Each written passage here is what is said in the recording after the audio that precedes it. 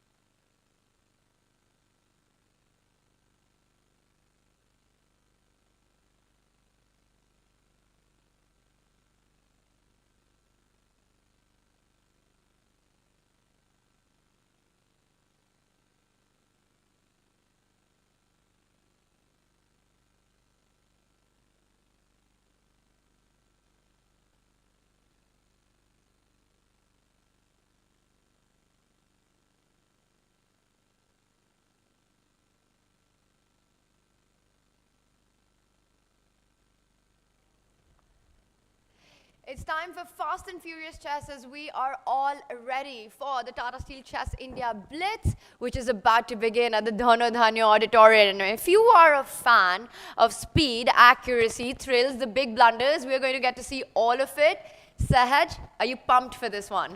You know, Blitz is my favorite format, Tanya. So I am absolutely excited to see how how today is going to unfold. Do you think Magnus is going to, dominate just like yesterday, or what do you think is going to happen? You mean just the way he's been dominating for the last 15 years now? Something like that, yes. Well, it was really fascinating, Sahaj, because yesterday when we had him for our interview, he mentioned that having this great start at the Rapid is not something he's used to. He usually tends to cover up in the Blitz when the tournament is combined. But here we've got two separate tournaments, and what a performance he had during the Rapid. He started with 2 draws and then he was unstoppable. Blitz is his forte. I don't think the other players can be too happy with the form that he's shown. You are absolutely right, and also let's not forget that he's getting double white. Not that it matters because it is Magnus Carlsen at the end of the day, but he is getting double whites in the first 2 rounds, so that definitely pumps things in his favor. Do you think it's going to be a race for second place? What is going on in the players' minds right now? I really hope not, because I'm expecting it to be a very close fight, and also I'm expecting Nehal, who's considered, who's widely believed to be one of the best players, one of the best bullets or fast chess players from India, and I'm expecting a very, very good show by him today as well. The Bullet Beast is what we call him in India, and the action's ready to begin. And we will start first. Let's remind everyone of our big winners from the Tata Steel Chess India Rapid. A huge congratulations to Magnus Carlsen and Aleksandra Goryachkina for running away with it. A 2-point lead and victory at the end of the tournament. I've never seen anything so convincing. I have not seen that either, but of course it is Magnus Carlsen that we're talking about, and of course the performance by Aleksandra Goryachkina was fantastic. But both events, 2-point lead is something that I have not seen, I think, in a very, very long time. I can't even remember the last time I saw something like that, Tanya. Yeah, just let that sink in. Magnus Carlsen finished on 7.5 out of 9. The player who finished second, tied for second, Pragg and Wesley So at 5.5 out of 9. That is just, it just shows how dominant these two players have been so far, and hopefully we will, from a commentator's perspective and from a viewer's perspective, I would like for it to be a closer fight, but I watched the games. We watched all of these games, and it's just their styles and their the way they were playing was just so dominant. And they've got to continue that style and that speed because now it gets even faster. Sahaj, let's talk about the format as we go into day one of the Blitz. Okay, so there we have it. We have 18 rounds. It's a double round robin event, meaning that players will play with each other with white and with black pieces. The time control is 3 plus 2, 3 minutes and 2-second increments. If the players are tied for the Blitz Championship, there is only going to be one game of Blitz. Tanya, what is going to be the time control for that Blitz match? Also a 3-minute with a 2-second bonus time. And for those of you who might be new to chess, the increment happens every time a player makes a move and presses the clock. So the whole idea is that it doesn't become a time scramble at the end where pieces are flying off the board and we can still get high quality chess. I am a fan of the increment format. That said, it's always very exciting for the fans to see blood on the board with pieces all over. Yes, I mean, there can always be Armageddon, you know. Yes, that's what happens at the end, sir. Yep. I mean, Armageddon is something that we all hope for because that's when you see pieces flying around everywhere and it's so much fun. But yeah, I mean, as a, from a player's perspective, it's good to have, the extra 2 seconds. Bonus time. Yep. Absolutely. So we've got 2 days of Blitz coming up for you. It's a double round robin, which means that the players orbit around each other twice. They will play each other twice with colors reversed on day 2. We've got 9 games of non-stop Blitz action coming up. Sahaj, are you a bigger fan of Rapid or Blitz? I would say I'm a much bigger fan of Blitz because that's where you see the adrenaline, that's where you see the the player's actual intuition, the energy, all of that comes out and it shows all over the board. Yeah, I mean, and plus the occasional flying piece, let's not forget about that as well. And the occasional or maybe not so occasional blunders as well with little time on the clock. It's so much about the nerves. True, absolutely. It is about the nerves indeed, and the player who is going to be calmer in these situations is going to I'm not gonna say who, but we know a certain someone who has dominated in every format in chess, and Blitz happens to be one of them. There's a reason he's called the GOAT. Absolutely. Magnus Carlsen, but he is also the reigning world rapid and Blitz champion. And also we've got in the women Valentina Gunina, who is the reigning Blitz champion. So I'm also excited to see how Gunina performs here at the Tata Steel Chess India Blitz. That is something we will get to see, but for now I think the performance by Aleksandra Goryachkina has been fantastic so far, and I somehow feel that when you perform 2 points ahead of everyone, you're just on a different level. You're on a different level. You're so right. I think and it wasn't that long ago. It was not even 24 hours ago that she won this tournament. So I feel that energy is still going to be there. That dominance is still going to be there. So if she's just going to run away with the event, we have to find out. And one thing is her own form, right? What she brings in, this dominance that you're talking about, but also what that does to the other players as well, right? Because they're watching this in action. They're watching these two players crushed through the field.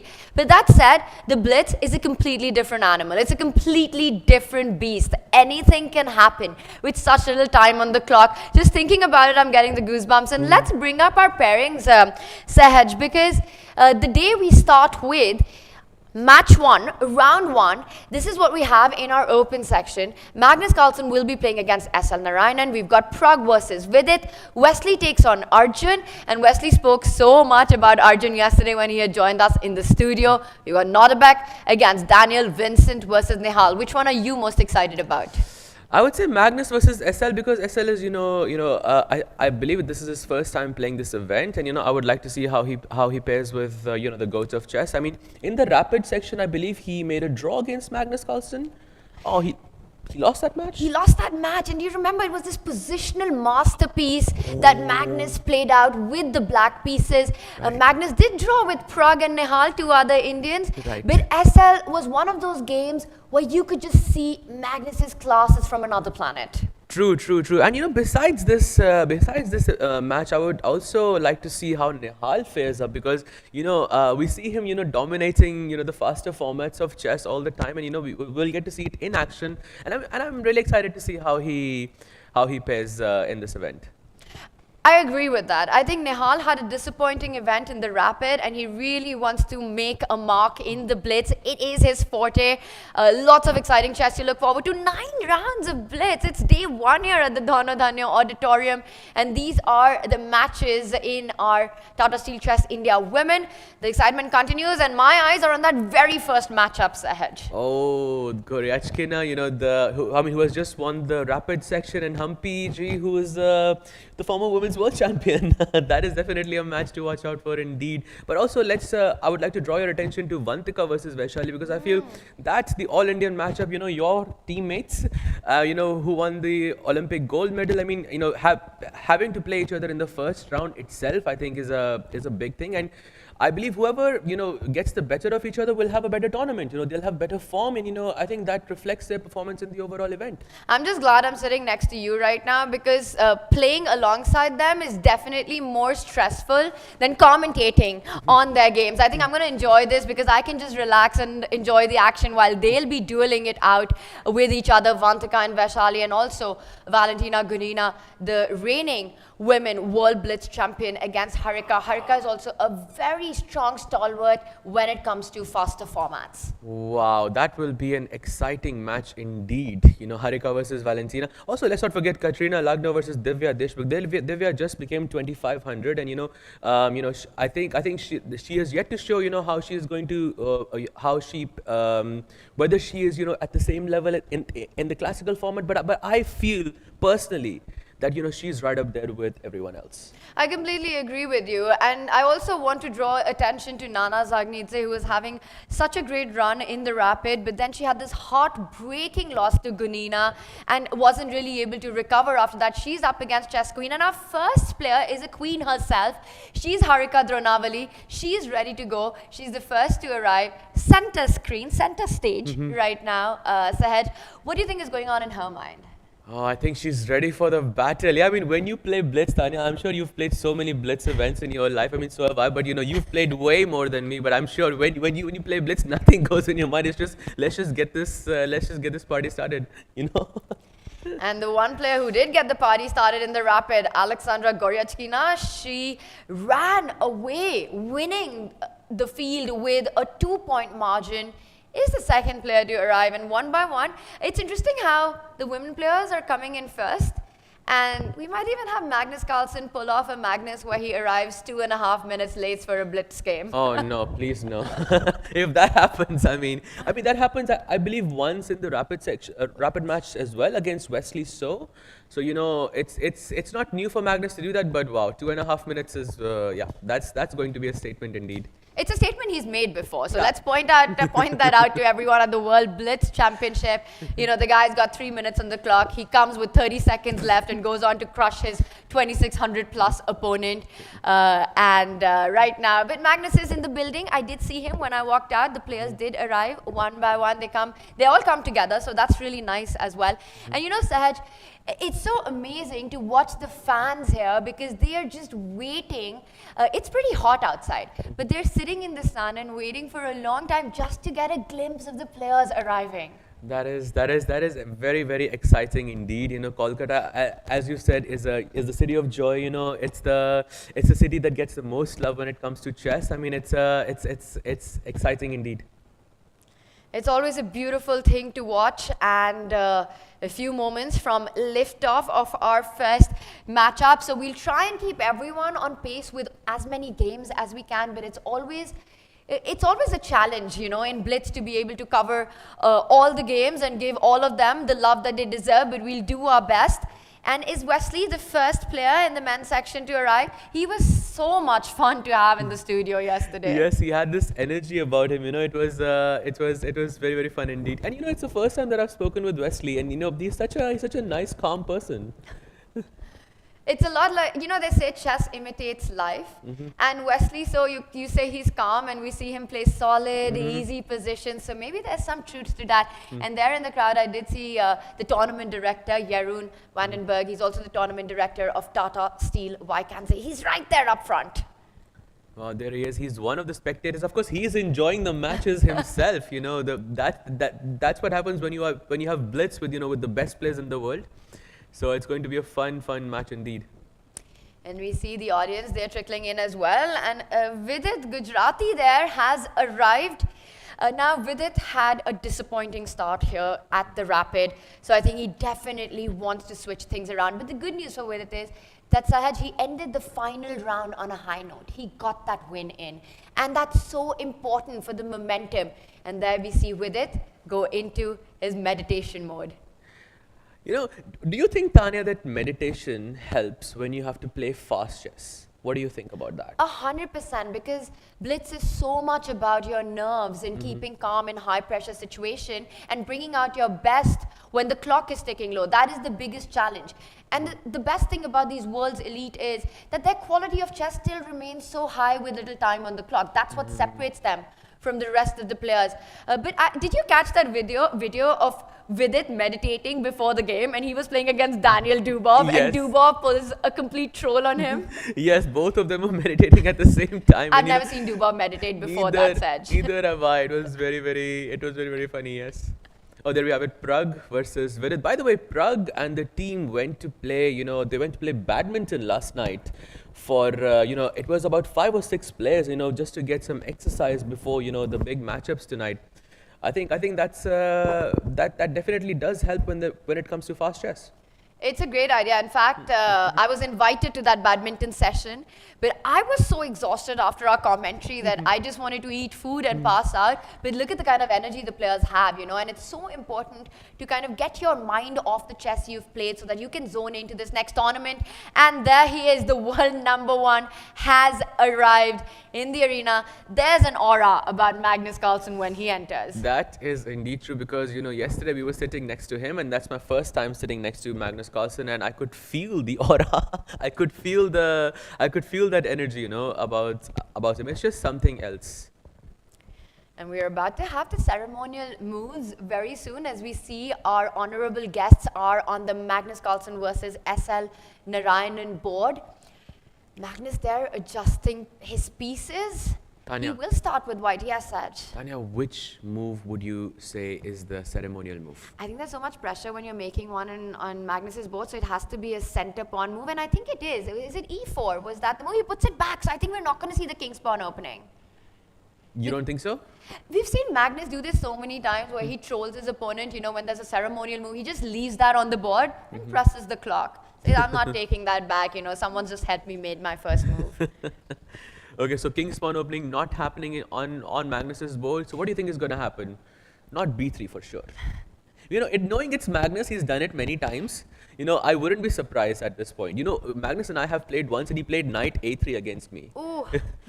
And he won very convincingly, just for the audience. And we're off. He does start with the king's pawn opening. It is the Sicilian defense. And look at that. SL Narayanan has played Magnus's opening against him. Wow. He goes for e6. Now he's going to go for the Taimanov or the Khan. Of course, the games are going to go really, really fast. SL seems to be in preparation. And Magnus is pondering over here whether he should push the queen's pawn or whether he should play, g3. Whoa. What is What that? happened? That's not a mouse slip, because this is OTB. Magnus has just put the bishop in front of the pawn that goes forward. That's got to be a surprise for SL. For sure. And the bar said that it was a question mark, but I do not believe it is that is the case here. I believe this is proper theory even to this point. The point is that you want to go, there we have it, the bird's eye view. So we were discussing the top left corner of the board. I still think he's going to push the queen's pawn, just he's going to do it a few moves later, Tanya. So on the top left, the Magnus board, bishop developing to a strained square. Definitely some opening surprise there by Magnus and shorter time controls. I mean, what is this position already that's happening? Did SL just push g5? G5, not just that, he didn't stop there. He pushed G4 and he says, I pushed the G pawn, I might as well push the H pawn as well. And then, but before we deep dive into that, let's bring everyone on date with what is happening on the other boards as well. Center board, top center, Pragg with the white pieces against Vidit Gujarati. That is action as well. We see Vidit, he's advancing on the queen side. He's just pushed his B pawn as well. Meanwhile, Wesley against Arjun. Arjun playing a very dynamic response to the Nimzo Indian, where we see a bunch of of pieces on the left side of the board. So that's going to be a fun one. It's all about who gets more play on the flanks. On our bottom left board, things are quite level so far. Meanwhile, Vincent versus Nihal also heating up with some tension in the center. But Sahaj, I think we have to go over to the Magnus board. Yes, nice summary there, Tanya. You know, I was just thinking about it. SL plays G5, Vidit plays B5. I mean, this just goes to show that how different Blitz is to Rapid or any other format in chess, because all the players know there's not enough time to think. So you just go all out, you just go for the attack and hope for the best. And let's bring up our board as we do a little bit of a jump into, well, this position that requires probably a really, really big Duplantis level high jump, I would say. I mean, this is just incredible scenes right now. The bishop came out to G5, the rook is attacking. SL Narayanan is going for Magnus Carlsen's king. It reminds me of a tweet that Magnus had: if you're coming for a king, you better not miss it. Wow, that's a nice quote. That's a nice, and SL better not miss it indeed, because because if he does, his king is in the center. It looks a bit weak, at least at the moment, and I feel if he's not able to capitalize on this attack very, very soon, his king could get into some danger. You know, the thing is, regardless of what the evaluation bar says, when you're playing a blitz game and it's so much about the attack, who's feeling safe, because you don't have so much time to work out the complications and the ways to defend. But we see that Magnus is just, let's go back to that board. It's really exploding right from the start. And now SL has taken a decision to trade off in the centers, but often, Sahaj, this strategy can backfire. You know, you've been over-ambitious, you've over-pushed. How much metal is there to SL's attack? I would say it's pretty much neutralized at this point. And it's a good thing that you mentioned the pawn takes pawn thing, because you should never release tension first in chess. At least that's what I was told. Because I believe when he took the pawn, he kind of liquidated the position a bit. Although C4, his last move is very, very aggressive. So it's still a very, very sharp game. And speaking of aggressive, so it was all with the idea to open up the diagonal, to bring his queen, giving a check to the white king, which has now moved on the side. If the H line opened up, that would be the end of the game, where you can deliver a mate. And right now, SL does have the 2 pawns. He first defends his C4 pawn, bringing the bishop out. Sahaj, we see the evaluation bar, it favors Magnus, but I would want to be black in this position simply because it's a blitz game and I'm coming for white's king. That could be true, but I also see who is playing white, so I wouldn't want to be black in this position in that case. But Tanya, this game is still heating up. We'll get back to it, but I would like to draw your attention to the Nihal board against Vincent, because something very, very crazy is happening there as well. Nihal is all out on the queen side. As you can see, his pawn is on A3. That reverse, what Vishy sir was saying yesterday with the reverse H6 pawn. Black's pawn is on A3 in this situation, and look at that attack on the queen side. Although it doesn't feel that dangerous anymore, although he does have the double bishop advantage. Trying to find the attack you're talking. No. There is a double bishop. I think there can be some attack on the king side here. I'm not even sure if the bishop is going to survive. The double bishop pair is going to survive for too long. Saj, but I get your point about the A3 pawn. I think these are very dangerous pawns. Especially imagine all the pieces get traded off except a bishop and a knight, and then suddenly the bishop lands on the square and black is already queening. But it's a far way off. Let's bring up our bird's eye view and check in with the other games, because I see some crazy action on the Wesley Arjun board. Should we quickly jump to that? I'm going to call for that. I'm going to call for the Wesley board because there's been a sacrifice, I believe, on H6. So if we can just quickly get back to our analysis board, Sahaj, you have to break this down for us. So Tanya, it feels like Arjun is the one playing with the white pieces, and Wesley, because Wesley is such a solid player and Arjun is such an aggressive player, it doesn't feel like, the colors match this position in this case, but it looks very, very dangerous for Arjun. Although I'm not, is he completely lost here, or what's the case? If he takes the pawn on d5, I think there is rook b5 coming in. Happens on the board, and now rook takes d5 as a threat. I believe this is GG for Arjun. The knight is overloaded. You have to defend a mate on h7, which the queen and the bishop are threatening. And now the bishop is hanging because the knight can't take back. You retreat with the bishop. That would be game over. Has Arjun? No, he's thinking, but he's down to 8 seconds. He could have an hour on the clock and it wouldn't help. You jump in with the knight. There's also threats with the mate on g7. He can bring another power force, and he does it. Knight to h5. This is busted in Arjun style. And rook takes d5 is the final move, and there we have it. It's GG. By the way, Tanya, there is also another very crazy game happening between Magnus and SL with Rook takes D7. Oh, it's already finished at this point, but Rook takes D7 was a crazy sacrifice that just seals the deal here. When you come for the king, you better not miss it. It looks like SL did miss the mark, and it's Magnus who wins the game with tactics right now. So we've got Magnus winning, we've got Wesley winning. Let's bring up Pragg versus Vidit, as the players are playing on seconds now, Sahaj, and a 2-second increment is really not that much. It's a lot when you have, the 10 seconds on your clock, because, you don't have to worry about falling under time pressure. And, 2 seconds, I feel it's still a lot less, but it's Blitz. You have to play, you have to play a bit fast here in this situation. Rook A7 happens. Let's get the players on our screen. And I love that shot of Magnus and Wesley watching a game. I wonder which one it was. If I had to bet, I think they were watching Pragg's game, because it's a really exciting one. And we can go back to our playing arena. Okay, bishop takes pawn, bishop comes out to c3. Okay, what's going on here? Bishop e4. Oh, he's threatening mate in 1. He has to take the bishop and the queen will take back. And okay, I think this is close to winning for Pragg here. Pragg you just push the d pawn. I mean, you've got a very healthy extra pawn. He first comes back, attacks that knight, and now he's going to find a way to try to put that d pawn up the board. Vidit in big trouble. Oh, I think Vidit is defending now quite well, because he's not going to have the time to play d6, which I think is very, very crucial here. If you give white one move, and if I'm able to play d6, then I'm good. Then I think it's winning. But now I think he's put a clamp down on a dark square. This game is gonna last a while, I feel.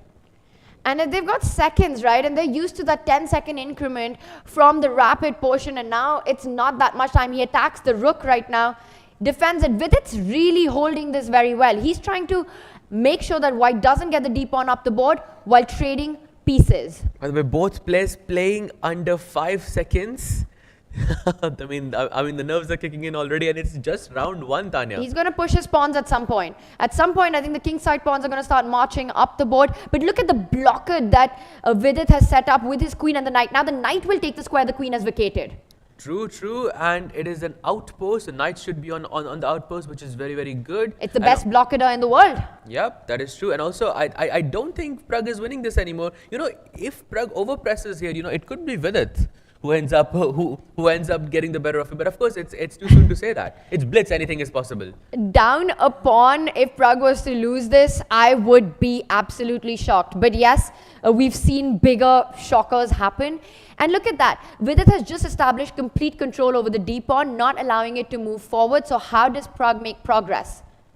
I don't think there is a way. I'm trying to look for a way myself, and I don't think Pragg finds a way either, because he's just moving the queen around, he's moving the bishop around, trying to gain some time. This looks like, Saj, it's going to end in a draw. I want to move to the Nodirbek board. Both players playing on seconds. Vidit has everything under control. Let's bring up the Nodirbek. Wait, what's going on here? White has an extra rook, but black has a few pawns on the king side. This should be a theoretically winning position, because I see the bar, I have no other reason. But generally speaking, this should be winning for him, because he's got the rook, and the h pawn is not far enough in this scenario. So let's see if he can actually convert this into a win. By the way, only 2 games left. Nodirbek versus He blundered. He blundered. And that's the thing. You have to be so precise with your moves, stopping those pawns. Otherwise, it just ends in a draw, and he realizes it. Did you see that reaction? Dubov knows now that this is a draw. Nodirbek knows as well.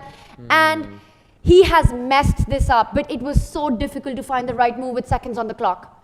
This is a theoretical draw, actually. I'm not sure where he missed the win. Maybe we can check that a bit later. But, that's crazy. Okay, we have the final game here between Pragg and Vidit. Still going on. Pragg still trying to convert that. But I don't think it's he has made much progress here, Tanya. Let's go over to the Pragg, and let's have our board as well, if we can, on the top right there. Let's go full screen on the players with our board, so that we can also get in with the action in the arena. And Pragg, he's just jumping around. He's bouncing around with the pieces. But as long as the black queen and the knight stop the d pawn from advancing, no progress is to be made. Absolutely. And that bishop on f3, the Pragg's bishop on f3 is basically a useless piece here, because it doesn't contribute. Yes, it's defending the pawns on g4 and d5, but besides that, I don't think that bishop serves any purpose when it comes to attacking in this case, and this is why Pragg doesn't have a way to improve. I think Pragg's going to still play this on forever. He's going to keep jumping around with the queen. With it, he's repeating. He's bringing the queen to the most active square. Pragg, he's trying to make him sweat, but nothing's to be done. And let's remind everyone, 50 moves without a pawn move. Oh. And that would be a draw, but you'd have to claim it in this case. But how would you know that 50 moves have passed? There is no way to know that. When you're playing online, I believe the game stops automatically after a certain number of moves. Also, I believe this is the rule that if it's move 75, then the arbiter can actually stop the game for you. So but I don't think the game is going to last that long. I think Pragg will, agree to a draw much earlier than that. But let's see. We're on move 96. We're definitely hitting a century here. This is move 96 already. Wow. It's a marathon. I mean, the very first round of the Fast and Furious format, and we get a marathon 100 mover. Wow. Okay, this is the final match of this day. In the women's section also, the games are going really fast, so we weren't able to cover that. But the women's section has also been finished, but we'll get back to that soon. By the way, Aleksandra Goryachkina did win against Humpy G, which I feel is she's again back in form. Oh my God! Vidit's winning now. He blundered. Pragg blundered a piece. He walked into a fork. Oh. Unbelievable. Tanya, this is what I was telling you, that he is going to overpress and he's going to miss something, and this is very common with these positions. That was prophetic. I could never have believed this would happen. Can you believe this? Pragg blundered a fork in one. He's now completely lost. With it looking calm, he was defending for the entire game, and now he's about to win. Oh, he plays G6. You can see the frustration, with that move, because he's not really, yeah, you can see him shaking his head, smiling. Of course, he's not happy with this result. Oh, wow. That's a smile on his face, but there's got to be pain inside on that. Of course. For sure there is pain. I feel the pain myself. The audience is having a good time watching the drama unfold. We saw the applause for the efforts by the players there, but for Pragg, he was close. He had that extra pawn. He had the advantage. When that went away, he tried to overpush the position, and with it, got one shot, one blunder by Pragg, and that was it. It was game over. This is the most painful thing about chess, the most heartbreaking moment for a chess player, that you play this incredible game, you're pushing all throughout, you're doing everything right, but the mistake you make is of that magnitude that there's no comeback from it. That is true. I think one of the hardest thing to overcome for a chess player, to look back and say, what could I have done differently? And exactly the moment, that this is what I could have done differently, but you can't do anything about it now. So yeah, should we do a quick brief of the women's section as well, Tanya? Yes, we're going to do that. We're going to look into the action that we missed in the women's section.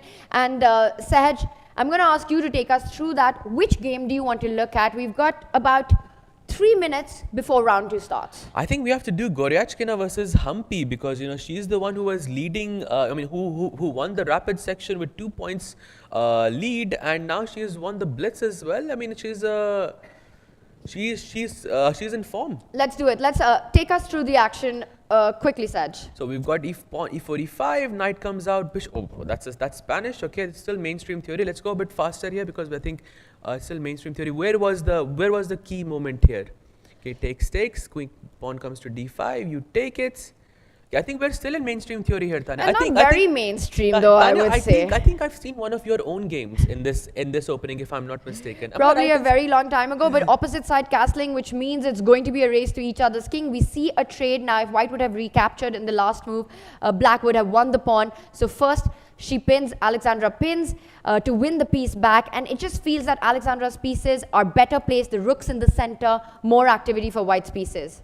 True, queen comes out to f4, queen e3. Okay, already in this end game, I feel it's looking very comfortable for Goryachkina. That d pawn, if I can push it all the way to d6. Oh, she takes f takes e3. That's a very interesting decision. That's a very interesting decision indeed, because she's opening up the f line, and maybe she can target the f pawn, later in the game somewhere. Also easier to push the central pawns forward, creating that deep passer you were talking about. The knight jumps in with an attack on the black pieces. Already you can feel the pressure on Humpy right now. Yes, the position's balanced, but you do lose the g2 pawn. The compensation for that is an open g line, and the central pawns have started moving ahead. Even in this format, I think having less material and more initiative is much better. This is exactly what Goryachkina's position is like. She has one less pawn, but look at all of her pieces. When your pieces are active, you are able to play moves much easier. And this is a beautiful move by her because she's inviting Humpy to take that knight, which cannot be allowed to live on for too long. It's too far into enemy camp. But that would mean that white gets this incredible passer. And notice how this bishop controls a key e8 square, 2 steps away from queening. This rook coming in, the rook on attacking and eyeing the c7 pawn. This is such a difficult endgame to hold from a human perspective. Absolutely. And of course, Humpy is showing that rook a7 and knight e5, these moves, these are not the type of moves that she would make in a classical game. Do you go e7 here? Is Yes, that the point? I No, think- she simply took it. But I think no E7 need for tactics. But Tanya, e7 is working, right? It probably was also possible, but she keeps it simple. She keeps it strong because you don't have to give material. You're going to win it anyway. Right, true. And she plays e7 eventually, and now she's just a piece up, and it is And GG. eventually went on to win the game. I also quickly want to take a look at Divya's game against Dhono. She lost that game, Saj, but look at this final position. If we've got a few minutes before liftoff, maybe just a really quick lineup of this, a French. She plays the French defense, my favorite. Bishop d2, what's going on here, Tanya? Was that a mouse slip? I'm sorry, was that a mouse slip? That was an OTB mouse slip. It was right here where instead of, well, it was earlier, so she probably did not want to place it because maybe there were tricks with the d pawn moving forward. Then she brings it ahead. Okay, she's got, I mean, you get this exact same position in this French, but it's white to play. We will look more into it, but Blitz action is about to begin as we go live to the playing arena. And let's bring up our, well, the players are right in front of us. They're all set to go. Oh, it's a Magnus versus Pragg. What a match. This will be very, very exciting. This is the match for me in this round. It's the round, I think, the match in any round, in any tournament. This is a big one for Pragg. Let's remind everyone that in the Rapid, Magnus had a spectacular tournament. The one player, he was close to losing against was Pragg in the first round. Pragg had a big advantage against Magnus. But Pragg, he's coming out of this difficult loss against Vidit. How hard is it for a player to leave that behind with such little time in the for the next game? I mean, we also saw that in the rapid section as well with Nodirbek, because it's hard to kind of get your mind, into that zone so soon. So, and that too against Magnus Carlsen, So it's going to be tough indeed.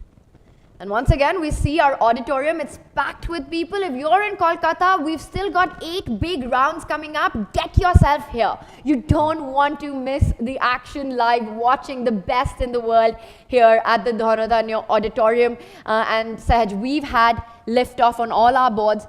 Let's bring up, this will be our marquee matchup, but let's bring up our bird's eye view and you can take us through all the openings. So the first thing that strikes to me here is look at the top right corner, Tanya. Look at what opening that is. It's the London system.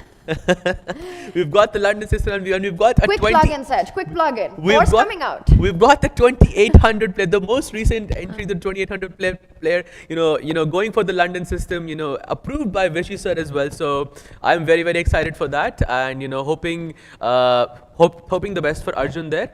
And let's see the other matches. Whoa, look at that bottom right board. Magnus, he's got G4, H4 in. Of course, that's where all the excitement is. And I see another G4 on the board. Daniel versus Vincent. He's just pushed the G pawn. He wants that to go up ahead. That's a top center board. Once that pawn arrives on G5, we're looking at an attack by white. Sahaj, it's Vidit versus Wesley. Both players who won their first round game. Also blitzing out the moves. But that looks like standard theory to me so far. One of the knights will recapture on D5. That's Vidit versus Wesley, but I think we have to jump over to the Magnus game.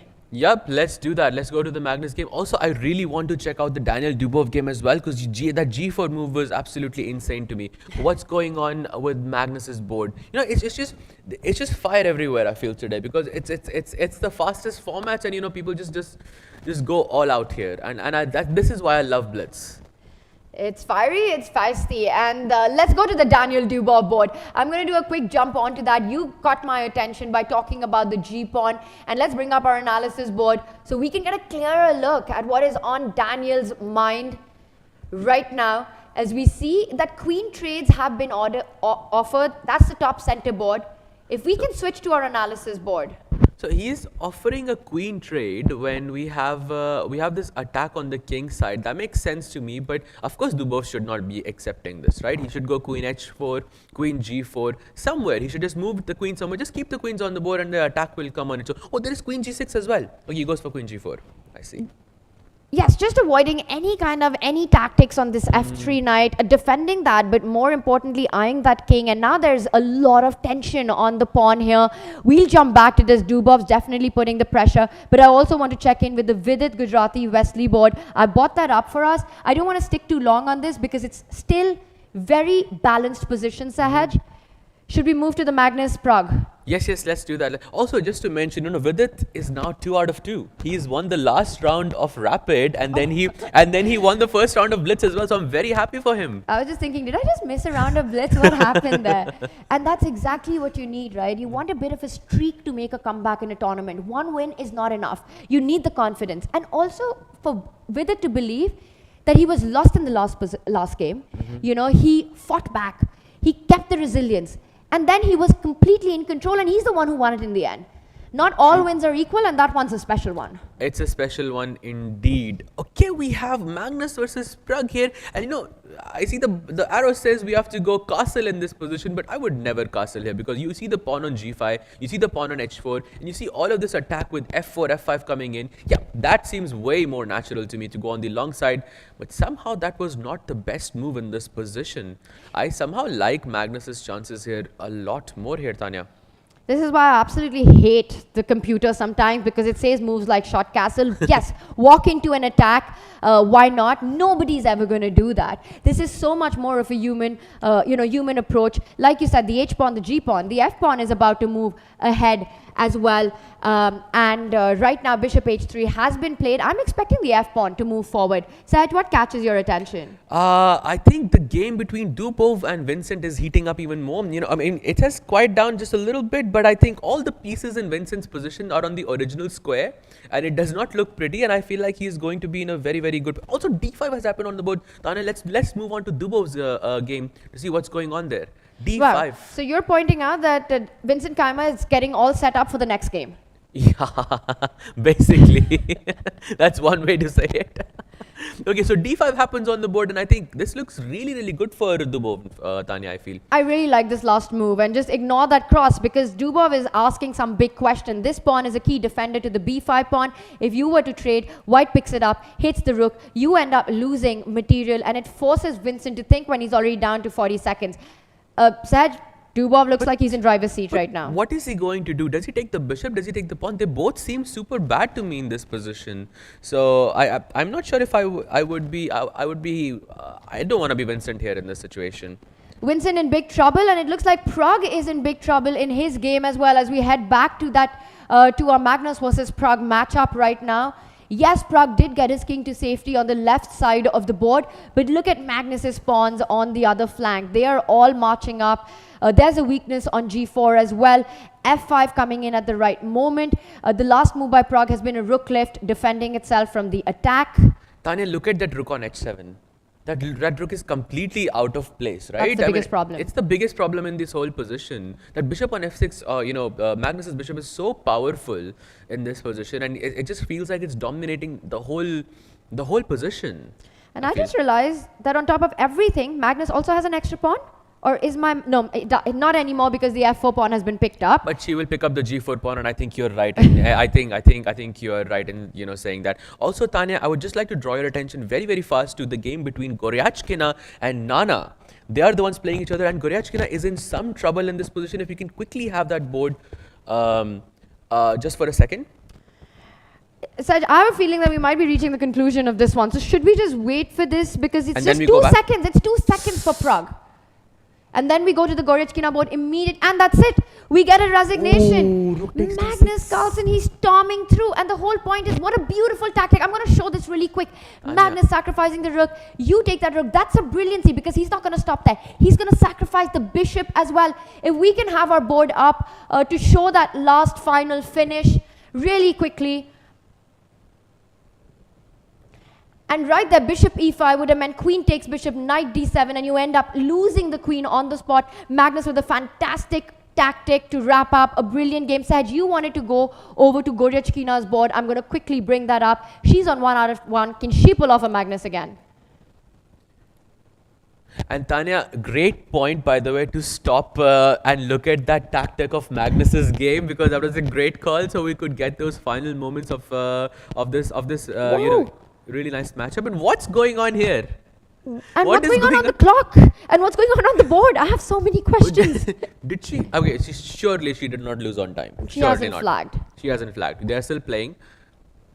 And we're not getting the moves. The board isn't able to keep up with the speed of the players. Now we're up to date. What is happening here? Black's king looks so unsafe. She calmly castles, gets the final toy to the nursery now. The rook will join the attack as well. Goryachkina playing on seconds, but she's got such a strong position. How many pawns is that, Saj? Tanya, like 10 moves ago, Goryachkina was close to losing. And now she's completely winning. It just goes to show that she's such a fighter. You know, even when it comes to any format, and when she wins this, she's going to be 2 out of 2. She's going to be leading this tournament once again. Can anyone stop Goryachkina? That's the big question. She's got 2 extra pawns, one of them 1 step away. There's still work to be done. Nana will make sure the rooks stay on the board. But Saj, this looks like this is going Goryachkina's way, and she will win this one. Where should we go to next? Let's go back to the open section and let's check out the game between SL versus Nihal, because something very, very crazy is happening there. We've got this queen endgame. Let's actually have that over the board, Tanya. Vidit versus Wesley has ended in a draw. We're going to go to SL versus Nihal. And Nihal is crushing it. There's another queen that's about to appear on the board. And you know, SL is just 1 move away. If his pawn was on c6, then he would be right on time. He resigns. So Nihal gets the win, and that's 2 out of 2. Sahaj, let's go over to Arjun's board against Nodirbek. Arjun versus Nodirbek, and we have a queen endgame there as well. And Arjun is looking really good here. He's just going to push the pawn all the way down, and I feel there is nothing that Nodirbek can do about this. And it came from a London system. I just want to put that out for the viewers. It's London for the win right now in Kolkata. It's London for the win always.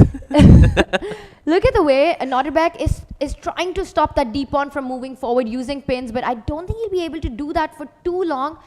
If white and how do you stop it now? Okay, e5 is attacked, you give a check, and d6 is coming in. And then d7, e6, e7. I mean, he can push all the pawns he wants. I mean, black doesn't have even all the queens he wants. Actually, and you know, Nodirbek, it's just the position is so sad. He doesn't even have a check in this position. You know, so he's got nothing. He's just sacrificing all of his pawns. Clearly, he's not happy. That's not bravery, that's just rattled. There's nothing to be done here. Nodirbek knows it. He's trying to set up some kind of perpetual ideas in the position, but White's queen can always come back to defend it. And Nodirbek resigns. He knows there's nothing to be done for all the pawns that he's lost. And SL about to make another queen. Saj, is there any other game remaining? All the games have seemed to be finished, and you know, 2 players are leading at this point. And I might just point out that one of them is Magnus Carlsen, of course, and the other one is Nihal Sarin. So we've got 2 players on 2 out of 2 in the open section, and Nihal, you know, that is such good news for the Indian fans as well. This is his forte. This is where he thrives, speed chess. Absolutely right. And you know, fast chess, he's known as, you know, the bullet god. And you know, I mean, you know, he's done so well when it comes to fast chess. I mean, I believe he's one of the best players, at least from India, when it comes to fast chess. And Tanya, of course, you know who's leading the women's section. Goryachkina is on fire. She did manage to win that game that we briefly checked on. But Saj, I want to go back to the women's section. We missed out on some of the action. 5 decisive results we've had. Wow. And look at that. 4 wins with black. 4 wins with black and just 1 win with white. That almost never happens. 4 wins with the black pieces. Maybe we can take a quick look at each of those games, or maybe one of those games. Which game catches your eye, Tanya? Well, I want to start with Vantika because she's just defeated the chess queen. And Vantika finished 3rd in the Tata Steel Chess India Rapid. A fantastic performance by, you know, the Indian girl who also is fresh from her Olympic team gold as well as an individual gold. So she's having quite the run here. Saj, look at this final position. Let's take it from the top. Let's do that. So how does it go? She pushes the king pawn. Oh, French defense. Of course, French and London. You know, whenever these 2 openings happen, players do well. I wonder why Saj would say that. There is no bias here whatsoever. Absolutely not. Absolutely Never. not, yeah. You're so neutral about every opening. I am always neutral, and you should play the London system. And the French with black. And the French with black. All right, so what about this French? It worked for Vantika? So we've got bishop e2, knight comes out to e7. Okay, she's played knight to a3. She wants to defend that, pawn on d4 with knight c2. That's the idea here. And okay, she takes the pawn, knight f5 happens, does she go knight c2 here, or what does she play? Knight c2, bishop e7, castle, castle. Generally you're supposed to push g4 as white in this position. Ooh. But, with such little time on the clock, it's not an easy decision. I'm not even sure if I would play something like that here. But let's just move on and see what happens. Let's see if she plays it. f6. Oh, she doesn't give her the chance. Yeah, Vantika is too aggressive in these situations. f6 is a very thematic break in the French with the black pieces. Absolutely right. Oh, your move is on the board, Sahaj. G4. But it probably was not a good move in this scenario. So don't play g4 just yet. Knight h4. Okay, takes. And does she push f4 here or what? Oh. And that's a big blunder. Is that just... Oh, I understand, because Kosteniuk thought that if you play bishop takes g5, you could play queen h5 and you could have that attack, that double attack on the h7 pawn and the g5 bishop. But clearly there is a tactic that even I'm not seeing here. But there are so many pawns that are hanging, and she decided to pick up the central pawn. Oh, I think, Tanya, that she just forgot about the e5 pawn, because that's the same thing happened to me as well, because I looked at the g5 pawn and I was like, okay, I'm going to win a bishop here. But I think she missed knight takes e5. Oh, wow. That's a lot of pawns to miss out on, Sahaj. That's a blunder, 2 pawns. Blunder after blunder. But this happens in Blitz chess, right, Tanya? Yes, but Kosteniuk did have a minute, so I would say it's quite uncharacteristic of her to give up these 2 pawns. And where is the initiative? Because to me, it looks like all of White's pieces are stuck in second rank. Yeah, there is no initiative here. To explain Tanya. that, was her idea to take on h7, and then she decided not to for some reason. But why did she not do that? What was she concerned about? So queen h5 check happens, king comes out, queen takes bishop. And maybe she just missed knight f. No, Tanya, what I feel is... Oh, c2's hanging! I didn't even see that. Wow. I didn't see that even now. Happens, Sahaj. It's like Blitz and we're seeing so many games. But yeah. She perhaps missed that the tactics doesn't work in her favor. And going back to the game, she just ended up losing a lot of material. This was... I'm sorry, I'll just go back to this moment when the pawns were picked up. We had some trades and Vantika went on to just flawlessly advance the central pawns, exchange the key pieces. I mean, this is just thematic stuff, even with little time on the clock. I feel you've got 2 pawns, connected pawns in the center. Yeah. Like, what else can you want? It's the dream. Yeah. I mean, that's such a chess player thing to say, you've got 2 pawns in the center. What else do you need in life? Literally nothing else. I'm just going to answer that question. And Vantika converted this flawlessly, 2 extra pawns. Good stuff by her, great start by her. Sahaj, what do you want to show us Tanya, next? I think we have time to show one more game. Absolutely. Maybe we can do the game between... Divya and Harika. Should we do that? Let's do Divya versus Harika. Divya versus Harika. Harika gets the win in what? Okay, guys, can we just take 5 seconds to look at this position? Okay, the chess queen, and I'm seeing too many queens on the chessboard here. I'm seeing too many queens, too many rooks. Okay, how did this happen? I know you're saying that it's an equal amount of rook, but I wouldn't be surprised if she actually promoted another rook. I mean, there's an extra rook, an extra queen. What happened? What went wrong for Divya in this one? Let's start from the beginning. Something happened, yeah. Oh, the French happened. That's what happened. Of course, said. The French happened. Everyone, just play the French defense, and the chess will treat you well. The chess gods will smile at you. And we see you're the French expert, so take us through. So this is the Mekuchian variation. It's a very fancy name, I know. I just wanted to say that. I just wanted to say it because I just wanted to show that I know it. But that's it. The knight comes out to e4. Bishop c1. Why? What is it with people, wasting moves, left and right? Because in the first game we saw bishop d2 and bishop e3. Now we're seeing bishop d2 and bishop c1. And what is it with White giving up pawns against the French? Yeah. That just keeps happening left and right. Okay, bishop e2. Okay, she's got some compensation. Yeah, you've got this, control over the dark squares. Does it lead to anything? Okay, it looks like the position is okay for her, but the problem, Tanya, the problem with this position, these positions is that black can always castle on the queen side, and then all of your initiative is just poof gone. And black just castles on the queen side, just on cue, as you say it. Yep. And now you're just down a pawn, and in fact, it might be White's king that's safe. I'm still thinking about that final position we saw. I think it's Harika who just strikes so just to set this right, that rook on move. Tanya, that rook on g8 ended up on h1. You remember? Yes. You remember the final position. How did that happen? Not to mention there was another additional queen for black. And look at this Okay. Harika move. Maybe we should ask the chat that which pawn do you think queened in this position? I think that's Chat, a very... tell us, which Chat, do pawn? tell us in the chat like which pawn do you think ended up queening, and we're just going to go through the game very, very shortly. Very quickly. Yeah. Harika doing Harika things, just improving her pieces, brings that knight to the center of the board. And now we see the H file has opened up. She's going to try to double up, and Divya trying to complicate matters, you know, taking some practical decisions. She did end up losing that. We saw that fantastic position. We've got a fantastic player in front of us. The players are ready to go. It's Magnus versus Wesley. What a round this will be. Now, Wesley, he drew his last game against Vidit. He won his first game against Arjun, so he's feeling good as well. But Said, sometimes I feel that Wesley has too much respect for Magnus. That is true, and we could see that even yesterday as well. Yeah, I mean Wesley's such a nice and humble guy, and yes, he does have a lot of respect for Magnus, as he should. Tanya, he's the goat of chess after all. And by the way, for the chat, if you are wondering which pawn it was the A pawn that ended up queening on A pawn. The A pawn ended up queening. I wasn't expecting that. I wasn't. I had to look myself just to double check it, and it was indeed the A pawn. And you know, if you want to check out the game, you know, you have the links for you. But yeah, I think the next games are starting up in just a minute, so stay tuned for that. So Tanya, I think the next games are just starting. I'm just going to set it up over here. And the players are ready to go. Magnus versus Wesley has got to be a marquee matchup, but of course every game will have its own excitement, including Duba versus Nehal. It is a house full, and I'm getting info, it's not just a house full, it's overfilled. The audience, they don't have chairs to sit. Look at that. Some of them are sitting on the stairs just to get a glimpse of this action. And it's happening today. It's happening tomorrow. Get yourself here. Get yourself here right now. Get us to the tournament hall. Nobody wants to watch us on the screen. We are just a few moments from liftoff. This is round 3. Let's go, and we have liftoff. Which player played the London system? That's what I want to know first. Okay, we have D4 on the Wesley board. We have D4 on the Wesley. Come on, Wesley, do it. Do it against Magnus. We want to see it. He goes for C4. Just look at the symphony on the playing arena. The movements, you're constantly seeing hands because this is Blitz. No time to think. The players are really playing fast. It's so important to play on the clock as much as on the board.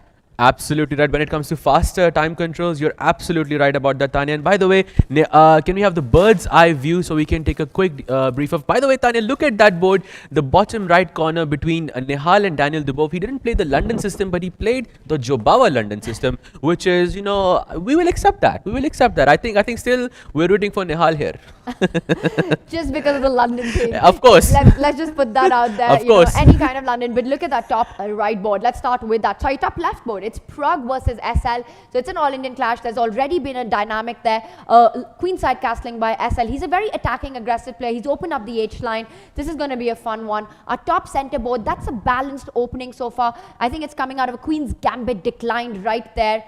And Saj, if we can go back to the board that we had. And that we've got Nodirbek versus Vidit. Right there, also a KG start by 2 players, everything in balance. Vincent against Arjun Erigaisi. Once again, that's going to be a crazy fight. We see that White has managed to get some space. And then Nehal versus Daniel Dubov. What on earth is happening on that one? I have no idea what is happening, but it looks like we're still in, you know, theoretical stuff there. But Tanya, the game between Vincent and Arjun looks pretty interesting to me, because look at that. Are we going to see another, you know, return of that G4 stuff? Well, we will deep dive into this, but for now, let's quickly also do a quick bird's eye view. Quick. Bird's eye view on the women's board. Take us through the action, the opening action in this one. Okay, so on the top left corner, we have Nana versus Humpy, and there we have some Catalan structure. Looks, sorry, that's the stone wall. Humpy's out there, you know. When you play the stone wall, you're playing for a win. At least that's what I feel like. In the middle, in the top middle section, we've already got G4 on the board. Vantika out for blood. Looks like she's going to have a very, very dynamic game, very Vantika-like. Katrina Lagno versus Kosteniuk. Is that a French?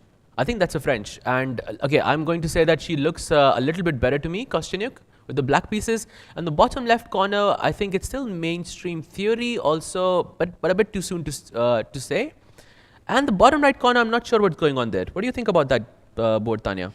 Well, Divya just had a devastating loss in the last round. And I'm not talking about the score, but I'm just still thinking about that last position. So she really needs this to go her way to find her momentum. She's playing against Valentina Gunina, and it's a really interesting position because we see that black has an A pawn that's on A4, currently under attack, but has a beautiful knight. Divya has posted a beautiful knight on C5, which cannot be kicked out, and does a great job of keeping things together. She's going to line up the rook on that B line, putting pressure on the B2 weakness. It just feels that Divya is the one.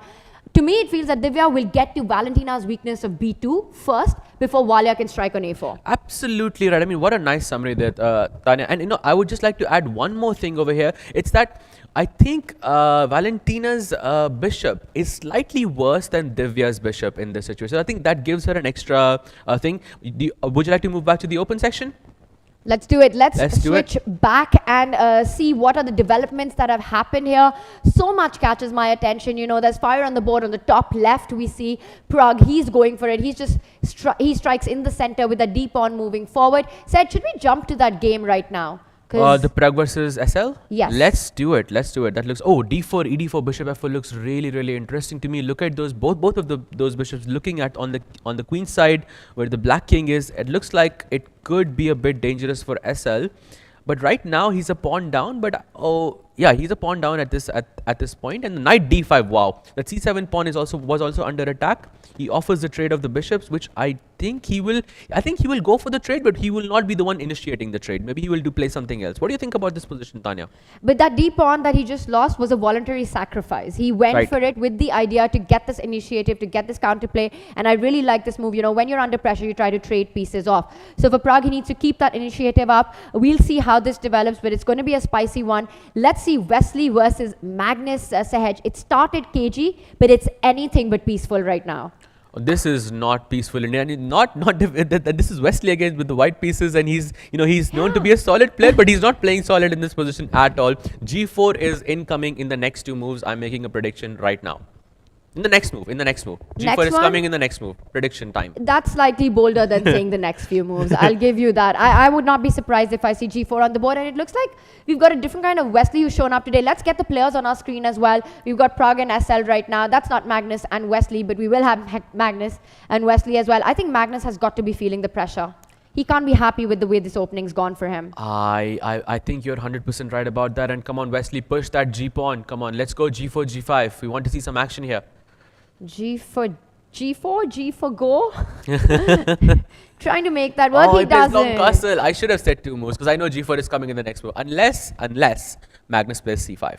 If he plays C5, then he does play C5. I think G4 still has to be played at some point. I think when you play a move like C5, you get a bit distracted from the king's side, and your attention is now on the D5 pawn, the open center, and maybe you will still push G4, but not immediately. And he first moves away from any ideas along the C line. Magnus is playing on one flank. Wesley right now strikes in the center because the target is the king, but for now also the D5 pawn is suddenly tender. And we've got big news coming from the Arjun board, Sahaj. Yes, Vincent, we have bishop takes h6 in this position. Wow, it's just the h6 pawn is just getting... For Arjun, he lost the same way to Wesley. Yes. Very similar sacrifice in round one. Wesley beat Arjun, and now Arjun's got these ghosts from the past. Tanya, knight takes e6. Is knight takes e6 a move in this position? Knight takes e6, you take the back, I give a check on g6, I take the h6 pawn, I give the g6 check again, rook comes out to d3 and it's mate. Is that what's happening here? That is stunning. Or does he go rook d3 immediate? I think knight takes e6 was working. It's very possible it was working, Sahaj. And I know you want to check it out, so I'll really quickly show it. And I think it was also a very strong possibility here, very strong option. But instead, Vincent does what Wesley did, where he does bring out the rook to d3 and bishop g5. So he wants to get the rook to the party, but how does he continue the attack? Oh, he's blocked the g file, so there's rook d3 doesn't come with a check, and now he kicks it away with h4. I really like this move because now when the bishop goes away, I can play rook g3 with a check, and that's too many pieces around the king. All right, so big trouble for Arjun. I want to go back to the Pragg board really quickly. Also, quick update. Actually, let's check in with Vidit because Vidit is completely winning right now. Yes, completely winning indeed against Nodirbek with the black pieces. He's just a piece up. Tanya, he's just a piece up. Wow, that took me a while to calculate. It's 3 minor pieces for Vidit and just 2 for Nodirbek.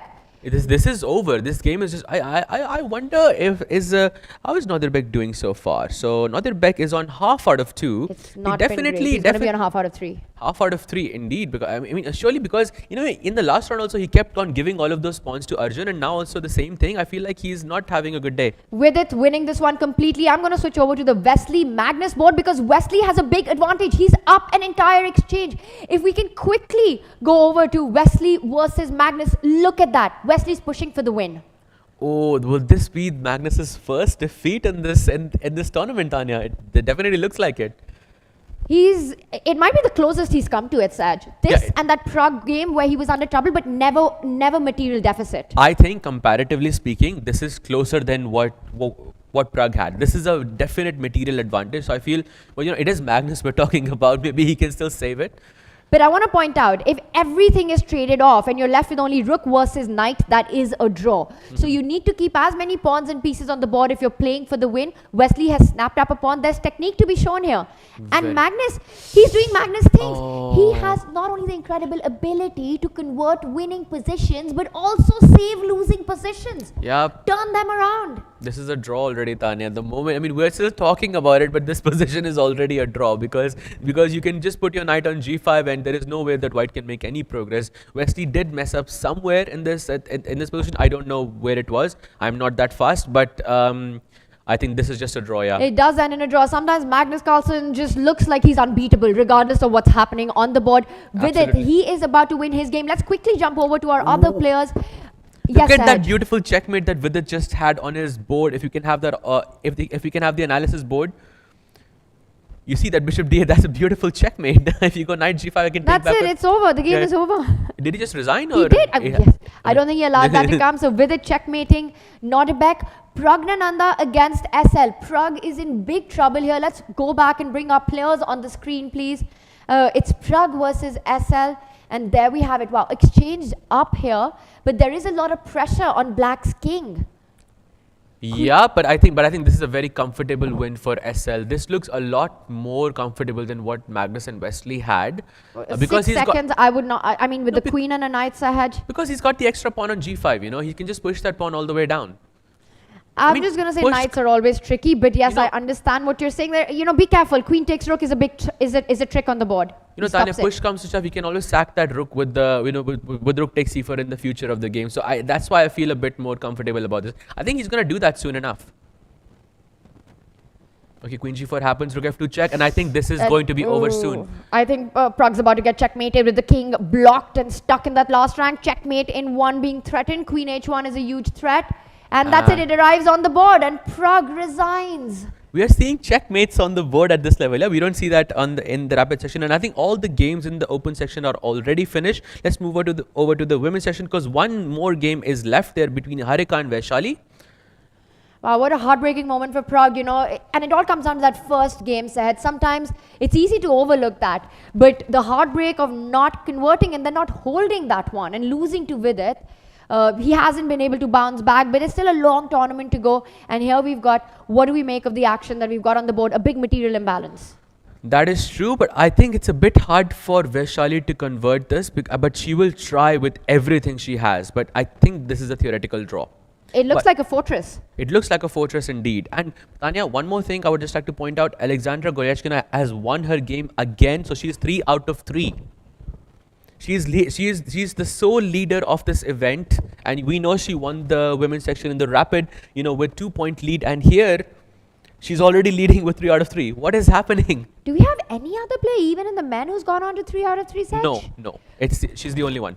Incredible. So 100% score by Goryachkina, and in this one, Vaishali, she's putting in her 100%, but it's just not enough to break through. She's hoping to get a g4. You need to try to create some weaknesses, try to get a way that the king and the queen can combine, but the rook and the bishop do a beautiful job taking away any entry squares from the black king to come to close.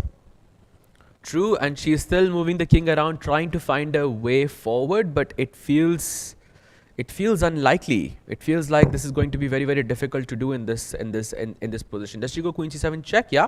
She does, but it's just a check. A check isn't going to really help you in this position. Vaishali will play on, but also look how Harika's managed to gain time on the clock. True, true. Even though it's a 2-second increment, there is nothing much more to be done. Yes, and Vaishali, as she tries to push through with this, you know, we've got her mentor here. Well, the mentor for the entire Indian chess community, and of course, it is none other than Vishwanathan Anand. Vaishali, your student here, Vishi, from Vaka, she's trying to convert this position, and I'd love to hear it from you. That do you think that she can make this happen? Is there a way that Black can find a breakthrough here? Seems... no. It's a straight answer. Yes, it's essentially a fortress. I mean, white doesn't even have to think. Rook f5, rook f1, rook f5, rook f1 till eternity. And then if you get bishop f3, bishop g4 now, then it's an even more certain draw. So, but she perhaps just feels safe with the bishop. Bishop f3 is, okay, now it's too late. But there's no big deal. You can go king f1 actually. White has so many pieces which can make random moves. In fact, white should not be coming back to f1. He can wait, she can wait rook f5, d5, rook f5, d5 for eternity. There's nothing ever going to happen. So. There's too many fortresses around this in this position. The only thing that Black would have is a g4 break at some point, but only when the king is on the h file and the queen is on h4 could that even present a problem. yes. So this is not happening. And even if g4 happens, what's it doing? If gh3, I play bishop h3, that's a draw. If you play g3, then I simply continue waiting on the f file, that's a draw. She needs Harika to make a one move blunder. And she doesn't, and Vaishali tries everything, but Harika holding strong. This ends in a draw. Saj, was that our last game? That is the last game indeed of the event. Do you want to take a quick debrief of one of the games, Tanya, in the women's section? Because I don't think we have much time for the others. Oh, we've got only a few minutes, and Rishi, I want to ask you, how are you enjoying the Blitz? Very different from the Rapid so far.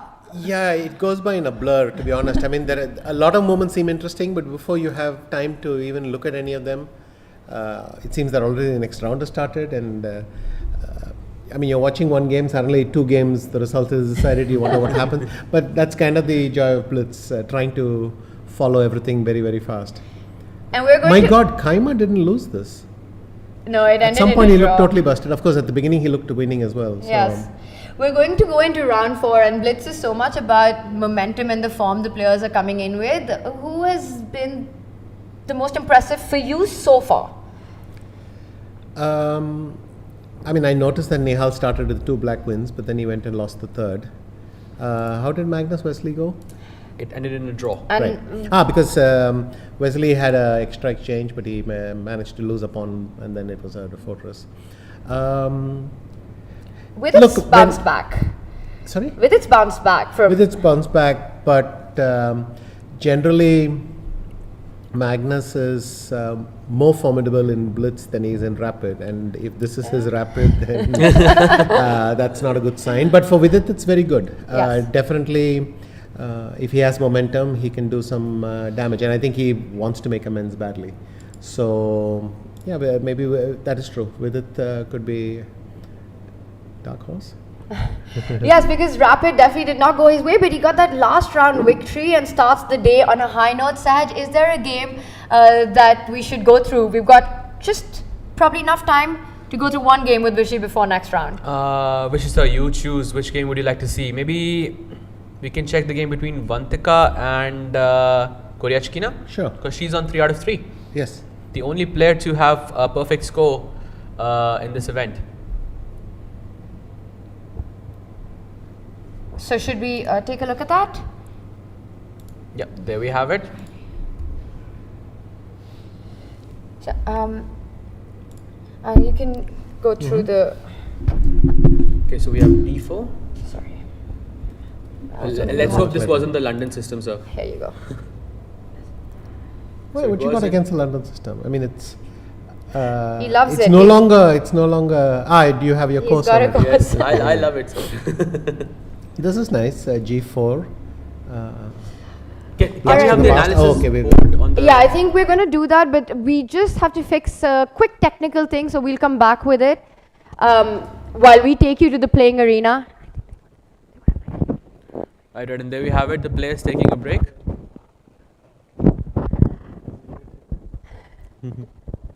Completely agree.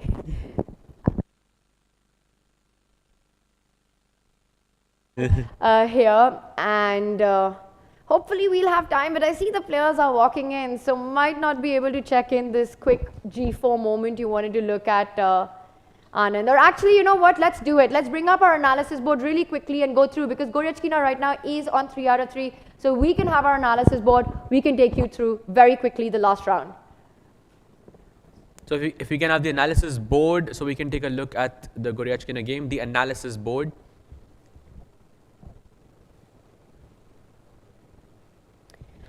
Let's have our analysis board up. Before we've got the first moves coming on. It might not happen. It might not be happen. Yeah. Maybe you can do it during breaks, but yeah. Is there a big break after round 5 or something? Tanya, is there a big break after round 5, or is that just... I will have to check with that. I'm not sure, but I see the smiles of the players, so maybe they are looking forward to a break as well. Because it's such a quick They should turn. be starting soon, yeah. Yes, they'll be starting soon, and there's very little time. Vishy, you're with the players in the players' lounge is where you've been. What's the atmosphere there like in between rounds? People come, they pick up their phones, they just want to see what they did. They understand it doesn't really matter because you know the next game could be quite different. But anyway, they want to satisfy their own curiosity with what happened. They're slightly tired when they get there, but they talk to each other and then they just get ready for the next game. It's pretty frenzied, and I can't say I had any meaningful conversation, but it's typical Blitz behavior. What's your favorite format in chess? I like Blitz, to be honest. I like playing Blitz. The only thing is when Blitz starts badly, it can continue badly. But I've learned that just comes with the territory, and Blitz is thing. But I like... But it never goes badly for you. No, I'm afraid it does, but there's some Blitz tournaments I've played awfully. But anyway... We've got the pairings in front of us, and we've got the players in front of us as well. Which matchup do you think will give us the most excitement? We've got liftoff as well. And it's Magnus taking on Nodirbek. That should be a fun one. Yes. But everything is fun, I think, in Blitz. That's the beauty. And second, we don't have time to even complete a sentence, much less go over anything quickly, but we'll see. Okay, what is Magnus? So if we can have the bird's eye view, so we can take a look. So Magnus is going for this move with Queen D2 because he wants to flank it to the bishop. Maybe Nodirbek. That's the bottom left corner of the board, sir. Yeah, and I think one thing which Magnus hasn't done yet, but he might want to do is to play bishop takes c6 here. Ooh, And the point is after b takes c6, then you've got these double pawns. It's not a bad thing when the pawn is on d6, but when it comes to d5, then c5 becomes weak. Let's show that. Let's bring up our analysis board of Magnus and Nodirbek and point out all these aspects that Vishy is talking about, because I need to keep up with it as well. I'm trying to understand all the positions. So if we can have our analysis board of Magnus and Nodirbek. Yeah. Yes. So you were talking about bishop takes knight here. Yes, it's a perfectly valid idea because then you continue. On the queen side, it has a Rosolimo feel, if you know what I mean. Bishop b5 takes c6, except white has put the pawn on c4, and then that pawn becomes a pretty strong part of a wall. But okay, it's just one plan. I think they tend to do it if you play commit e6 rather than d6. But okay, Nodirbek is. So bishop takes c6 in this position looks very, very good, sir. Should we do should we check the other rounds as well, Tanya? Maybe we can look at which Actually, wait. This if you can play e6, but maybe e5 is safer. e6 or e5? Yeah. But you know, Magnus has got something, and in Blitz, what you want is a position where you can make obvious moves, and yet it poses a threat on every move, something like that. What decision are you expecting from Magnus with the knight? Does he trade? Well, you have to trade, and then the question is he going to try for d4? All right, so still looks like a balanced opening where Magnus will perhaps try to gain some space in the center. Which other position catches your attention, Vishy? Arjun against Nihal looks nice. It's symmetrical, but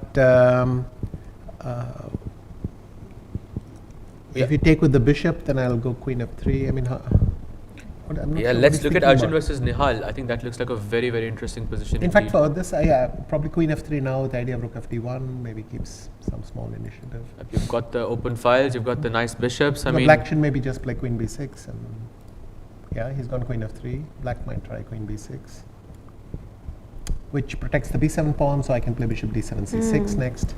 Oh, that's nice. So queen b6 is almost first. Does this look balanced, I think, more or less, or? Okay, he's gone queen b6. Anand's just calling out the game. Because SL Narayanan is doing something crazy. He's probably his worse is just the pawn down, but he's gone for g4, g5, and now in Blitz, he's got a pretty good deal. He can play knight e4.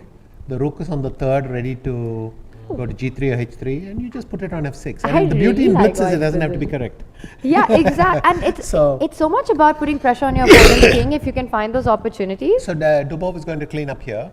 He's going to play knight takes a4, knight takes b2, all that. So now it's time for SL to decide how he's going to go about this knight e4, f6 check. So that's the tactical trick that he wants to set up. The rook is nicely placed to join the attack. The only thing is how do you get your queen? Yeah, if you can play queen c2. But I want the queen on the dark square on c1, because after knight f6 check, I want to be able to play f5 and that queen to go to h6 on that diagonal. Nice, but do you have enough moves? But the problem is knight a4 or bishop a4 is coming for black. So he'll have to choose. And he's gone for it. Okay, so he's going directly. He's resigning on the queen side, and he's going to play on the king side. So white has resigned half the board. Last time I checked. In fact, bishop c6 is a very good move. It allows black to escape king f8 e8 as well. Oh. And so, as I said, in the beginning, it is a bad position. White has only one idea, and unfortunately, the execution is not easy. Probably he can go rook g3 or h3 somewhere. Maybe even throw in f5. No, in fact, black has a threat, which is bishop takes e4 and c3. Oh, yeah, if you have to make this Did move, he play knight c3? Yes, he did. Then something's gone wrong. Knight c3 back. He seems to already be your worse. mouse slipped. I'm sticking to arrows in Blitz. Sure. So Tanya, looks like Daniel is going to be in a Daniel better position. Maybe we can move on. Can we look at Pragg versus Wesley? Vidit's doing well again, I think. Maybe. Okay, so where do you want to go next? Vidit versus Vincent we can look at. Let's check in with that. This looks comfortable for white. Two bishops, all that nice thing. Yes. I mean, this is just going to, I think this is a pretty, that's a kind of a game where you get a little bit out of the opening. You've got the bishop pair, but it's still a far way off to really go into any concrete lines, no? Yes. Also, it looks attractive, but rook c8, and then that queen has to decide where it wants to go, so it's a bit awkward for... But I think we'd all want to be white in this position. The bishop pair, the d5 weakness, is that? Actually, I like white more now, because that bishop on f5 is finally threatening controlling the c8 square. Yes. So I can play bishop takes g5 if I want even. Anand, I think we have to go to the Magnus board, because something big has just happened there. We're going to jump back to this, but I saw the bar shoot up. This is completely... What Nodirbek happened? blundered something. Well, let's have a look. So should we just back up maybe just a few moments? It's already a lot of pressure. Okay, d5 threatening queen h8, e5 happens, and now c5 is the idea. Or what? I need to point. Yes. Okay. Not that f5 would have been a bad move, but yeah. c5 is even stronger. It's just fancier. Yeah. But now everything wins, right? Knight takes d6 wins. This might be just ending soon. He's won an exchange. Yeah, now white can just play queen c3 or something, and it's over. Complete control. You hit the knight, you're attacking. For Nodirbek, it's been How is this? half out of 3 right now. Well, So then it's been a very tough start. Yes. By the way, we do have a result in the open section. Daniel Dubov has defeated SL Narayanan already. We were just looking at that game earlier. Yes. I quickly want to go over to the Pragg board here and what's happening on this one. Do you have to? Okay, wait. So king King h7, queen f5 is to be avoided. So he has queen f8, that is true. But he can play rook f8, whereupon I play, he's gone queen f8 in fact. But now queen takes c6. A lot of pawns. He trades. Oh, he's saying I can play rook a1 and put knight on d4. So I'm happier with exchange of queens. So The pawns on this pawn ladder functions like a kind of barrier, right? a barrier for? For white. Yes, but you mean in the way that it just Well, takes away first of all, squares. it hassles the black bishop. Yes. And second, now he just goes knight a6, xe5. So Pragg is totally winning this. So Pragg is getting this one. Magnus is about to win his game. Let's catch the final few moments. By the way, Pragg just did win his game against Wesley. So a big result for Pragg. And it looks like Nodirbek has resigned as well. Yeah. Sahaj, where is the Also- live action? Vidit. Let's head to Vidit. Because Also, he's Arjun has defeated Nihal as well, and I think Pragg defeated Wesley, and now Vidit is the only game left in the open section. But Vidit is not better anymore. Well, marginally better, but I think black is probably doing okay. So, but I remind everyone, this is Blitz. It doesn't matter. yeah, we've seen some big turnarounds happen with seconds on the clock. So With- here, rook f7 or something. What? What? Oh, No. No, he went b5, A4, yeah. Knight d5, trying to create a weakness. rook b3, ba4, Rook b8 or a7, a3, b8. But now I can play a3, and oh, he's gone. Oh, but this, I'm always very terrified of knights in Blitz. We saw Pragg walk into a fork in round 1. I think Vincent is getting confused. So I think it's fair to say that right now, any advantage that Vincent had is gone, and he can just take the draw. But this is a draw. So, Rook b3. Okay. Okay, fair enough, I guess. he's going to pick up the b2 pawn now? Yeah, rook takes b2, and knight e3, and yeah. You know, whenever I see Blitz, I'm always hoping for a rook knight versus rook or a rook bishop versus rook, and I feel like we're getting getting closer to that here. I mean, that will only happen if white blunders the bishop. I mean, there was a threat of knight takes bishop if you move the rook, but now there's no pin. I think they might even just... He's not trading. This most likely to end in a draw, but who's playing for what here, Vishy? I don't think they know. Playing for a I think blunder. both feel quite safe. If at all, I think Vincent has slightly better blitz odds, but now it's just an easy draw. Yeah, I think he's just checking the king. Wow, that's ambitious. If you go back with the king to avoid perpetual. To me, it looks like Vincent's trying to push this one. Yes, but that bishop is lovely on f5. I think D3. Oh, by the way, in the women's section. Yes, let's go there. Yeah, let's actually take a quick look there. What's happening? Let's go to Aleksandra Tanya, Goryachkina. P3 black wins already.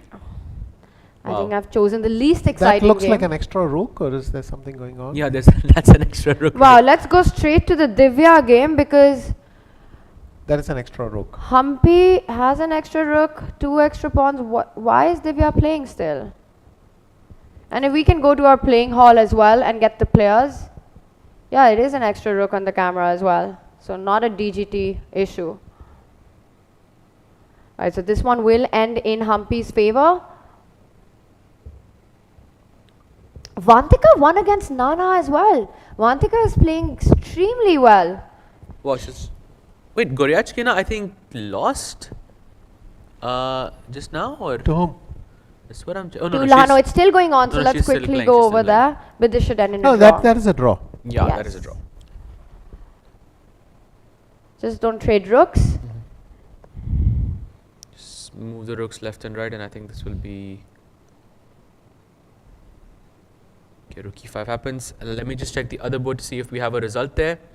Okay, so the game between Vidit and Vincent ended in a draw, Tanya. So the open section is already over, and the game between... Yeah, this is the last game remaining of this round. In these kind of end games, if your opponent allowed you to do everything without losing a blunder, is there anything that black can do to actually convert this? Is there a plan or not? No. No. it requires either blundering into lost ending or allowing rook g2. You know, something has to go wrong for this. Or sometimes getting your king cut off on d3, and then if black gets in f4, that could be winning because the king is too far away. But it's hard to see any of these things happening. Yeah. If white waits on f2, there's essentially no way she or he can lose this.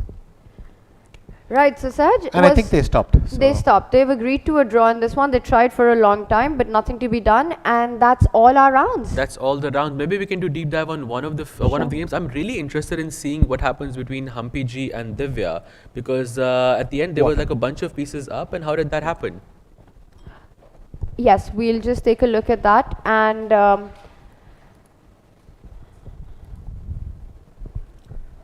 Yeah, if we can have the bird's eye view for just a second. Oh, rook h5, we should have finished it faster. But anyway, I mean, you trap the rook, you exchange it, and then you. right here. No, wait, what? How rook? Oh, you mean rook h5 and then you queen? Yeah, rook h5 takes, and then h7 h8. Yes. Yeah, so if we can go back to the analysis board, so we can.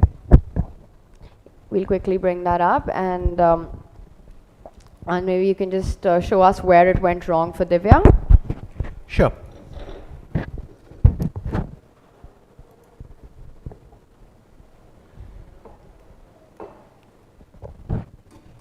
Okay. Yeah. So typically they have included these moves earlier. I was wondering if there was some difference here. Bishop d3. Okay. White is willing to be a piece down. What is knight f6? Yeah, I think I mean, there's I some thought you line can do here this. after, You can do this and play h4. and then I think you take on e4. Correct. And king You go f8. king f8 and then And bishop there's e4. some. Oh, so yes. Just go Uh, back up. King f8. Yes. And Uh, bishop e5, bishop I think is a e5, move, and someone knight f6. g5, right? Well, knight g5, knight e5. Isn't this? There are some games in this. I think vaguely recall some, if not this exact position, then white plays f4, but black is anyway kind of okay. I don't know why this. Yeah, why this is happening. I remember seeing something like this at the Olympiads. So recently, it's in my Yes. head. It's one of these crazy lines was popular 4 years ago. But then she did something, she did knight f6, which the computer didn't like at all. But just so just one second, is there queen f4 check in this position? I would suspect that's the reason, yes. Oh, You're right, whoa, queen a4 is just a that's whole it. piece. Yeah, and somehow the computer isn't allowing us to go through that. But is that how she lost a piece? No, because white in fact went bishop e5. So Oh my white gosh. blundered, white did this, and then black escaped. Let me just show that on This one is second. embarrassing. Sorry, just this position? Queen a4 is resigns, yeah. This is just How do you explain that? Because these are two extremely strong players. Is it just a blind spot? What happens? What can you say? Sometimes it happens. You don't expect your opponent to blunder, so you don't look for the. I mean, if you stop Humpy and say, "Can you see the best move?" You'll of course find it, but there's no one at the board to do that for you. And well, but Yeah. And still, this yeah. is on the. And sometimes you're just not expecting that such an option would even exist, and your Exactly. opponent would allow that. Yeah. And I think yes, so h4 happened, Anand. Well, black's position is horrible anyway. She castles long. Apparently king b2's. But okay, maybe we don't have time to get into subtleties. Yes, just maybe. f3. Oh, it's just Whoa. Wow, this It's just this is just completely took lost. spawns and Everything, white, yeah. white won the exchange. So You know, Tanya, Let Divya this- is on 1 out of 4, and her only win is against the World Blitz champion. Well, that's a positive to take away, but it's also the last round against Harika was so tough for Divya, and in these kind of tournaments, it's easy to go on a tilt in Blitz, no, with this yeah, format. what I mentioned earlier that a bad day can mean several losses. Yes. Because you just don't have time to recover. Yes. But it's just the nature of Blitz, and you have to go with it. Also, you can have streaks in the positive sense of the word as well. So. And we've got round 5 action coming up. Let's get everyone and all of us here in the studio as well updated with the standings going into round 5. Let's bring up our women's standings first. Goryachkina, she's She's on 3.5. not on 100% anymore. And there we have it, 3.5, still top position. And then right behind her, just half a point behind, Valentina Kunina and Katerina Lhano. And then we've got 3 Indians, Harika, Vantika, Koneru. But it's, again, Goryachkina on top, but a big, long tournament still to go. So too early to call anything. And let's also bring up our men's standing going into... Zagnitze is surprisingly having a very bad tournament. You know, yesterday was such a difficult day for Nana, Vishi. I don't know, I know you were busy yesterday, but she had this endgame in the second last round, and she was in second position, completely in control, and then walked into a lost king pawn ending, just missed a trade. A pawn up, but a lost king pawn ending, and then it was just hard for her to recover. I think the last round didn't go her way, and today has been tough as well. And this is where we are, Sahaj, on our men's standing. Yeah, Daniel Dubov and Magnus Carlsen leading with 3.5 each, and Vidit and Arjun right behind them. Vidit on 3, actually, Arjun on 2.5. And you know what's surprising for me is that Nodirbek is not having a great tournament either. Yes. Yes. But he must have similar reasons, right? He lost 2 positions yesterday, and they must have thrown him. Yes. And I mean, he was expecting to fight for first place, and suddenly he's not even in with the chance. And then he had a decent chance at least to have a consolation win against Magnus. Blew So that as close. well, so it's kind of you see how your mood carries over from one day to the next. And I think that's a factor that many watching from home, it's easy to forget about that. yeah, And it plays a big role, and the players are ready to go. But Vidit's having a great day, and I know his sister's here, by the way. She wasn't here for the Rapid, but she's arrived for the Blitz. So I think that's always very positive for Vidit. We've often seen her travel with him. So I think he's had a mood shift, Sahaj. It looks like it. You know, he's on 3 out of 4. That is wonderful. You know, one more thing, Tanya. You know, with Valentina Gurina, she's on 3 out of 4, but her only loss is against Divya so far. That's actually very, very. If that match had gone her way, she would be leading this event. Bishop b3 check. Wow. well, to stop This- d1 queens. Yeah. Oh, sorry, I'm just looking at it from a distance and I couldn't spot everything. Yeah, You know. yeah. This was from the previous round. Yeah, depending on your angle, you can not see pawn. Exactly. I didn't see the pawn there. I was like, why The you d2 playing- pawn would be, I mean, a black pawn would be lovely on a white square, but on a dark square sometimes it disappears. Yeah, I wish we could show everyone. It's from a previous round, so we will move forward as we'll have first moves very soon. And we've got Magnus against Vincent. We've got the first moves coming on. And Sahaj, maybe a good time to start with a bird's eye view and have Anand take us through the openings.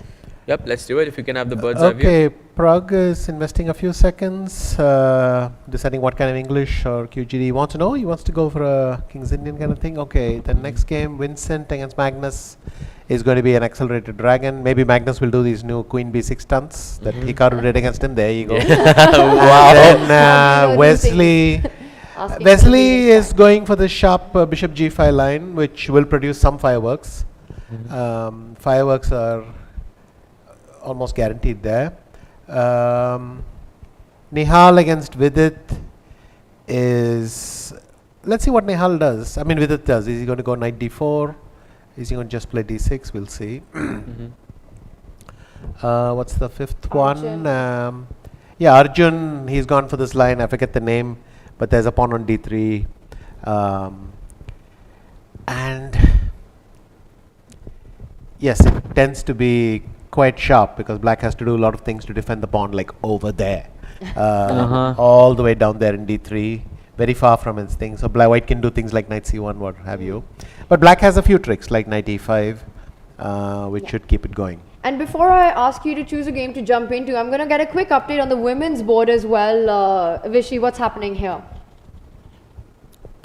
Vantika, I like her position simply because Humpy's move of a5 doesn't fit in with the rest of the scheme. It's not catastrophic, but I don't see why you would combine the Queen's Indian with this pawn on a5. Okay. Katarina against Nana is a kind of typical Caro-Kann. The question is maybe white will play I wanted to say g3 and h4, but white is just charged h4 in. You must be very happy. When in doubt. The question is, what is the question? What does she want with this? If I play knight takes h4, then she's going to go knight h4, bishop h4, queen g4 or something. But then I can play g6 and I'm We're going to still a find out, pawn I up. think. Mm-hmm. So the trade on h4 has happened, and you're expecting queen g4 with an attack on the It's g4. one idea. The other thing is CD. CD is a move here because if I play CD, then you go queen a4 check, and I cannot play queen d7. Bishop is hanging on the Right. other You have to side. damage your And if castling. you go queen takes d5, then I go queen g4, and you will lose the g7 pawn. So in fact, you have to play d5. So maybe she rushed with knight h4. She could have considered something else, like h4, h5 was. Do you want to just quickly show that Doable. on the board, because it's quite a fascinating position. I'm going to bring that up really quickly. You'll have to go to round 5. Yes. And this is Vantika. No, this That's the Katrina versus Nana. No. And if we can have our analysis board, because pawn takes pawn has been played, that's the decision by Lano. If we can please have our analysis board, and there we have it, Rishi. Okay, so if you do this, then white plays queen a4 check, and because you cannot play queen d7 because that queen was defending this bishop. So, I mean, it's a question whether you can play king f8 and how bad it really is, but my hunch is it's fairly bad because black is going to need it has to bring the bishop back, move the pawns, and get the king out. Yes. This could be unpleasant. And She with couldn't the capture e-pawn. the queen as well because then queen g4 was You're right, yeah. strong. Double attack. So she has to take with the e-pawn. She did that. Yeah. But now white think can we- play queen g4. Let me just get the game updated and see if that actually happened. No, that didn't happen. She pushed the B pawn. I can see the B pawn is. pawn takes pawn. I can see The C pawn. Oh, had in fact, this. b4 is even faster. b4 is a Oh. very nice move. So Nana is on 0 out of 4, and now this position does not Oh. feel pleasant for her either. Yeah, if the pawn has reached b6, that's even stronger This than is maybe what rook we a c1. Let's see how good rook a c1 was. Moderately strong, but b4 is the Yes, best once move. you spot this So she idea, knows, it's really nice. She knows. So she kind of walked into that, and Yes. so perhaps this move capturing here was a mistake. Yes.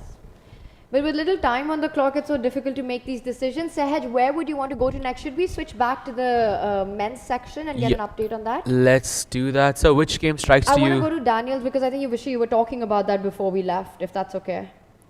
Yeah, with the D3 pawn. Which is where is this? So this game. Yeah, Daniel. Okay. Yeah, but now black must be doing kind of okay because that bishop on g6 is supporting the pawn nicely.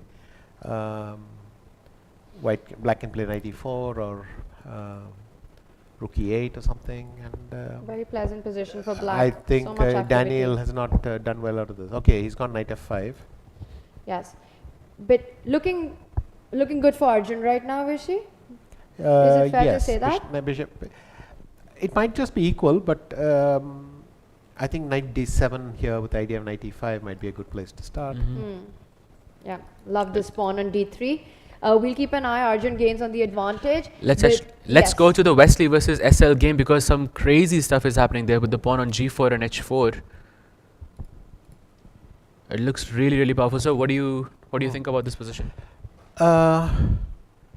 It should be fairly good. Maybe black should just play h3 because that knight on h2 is an awful piece.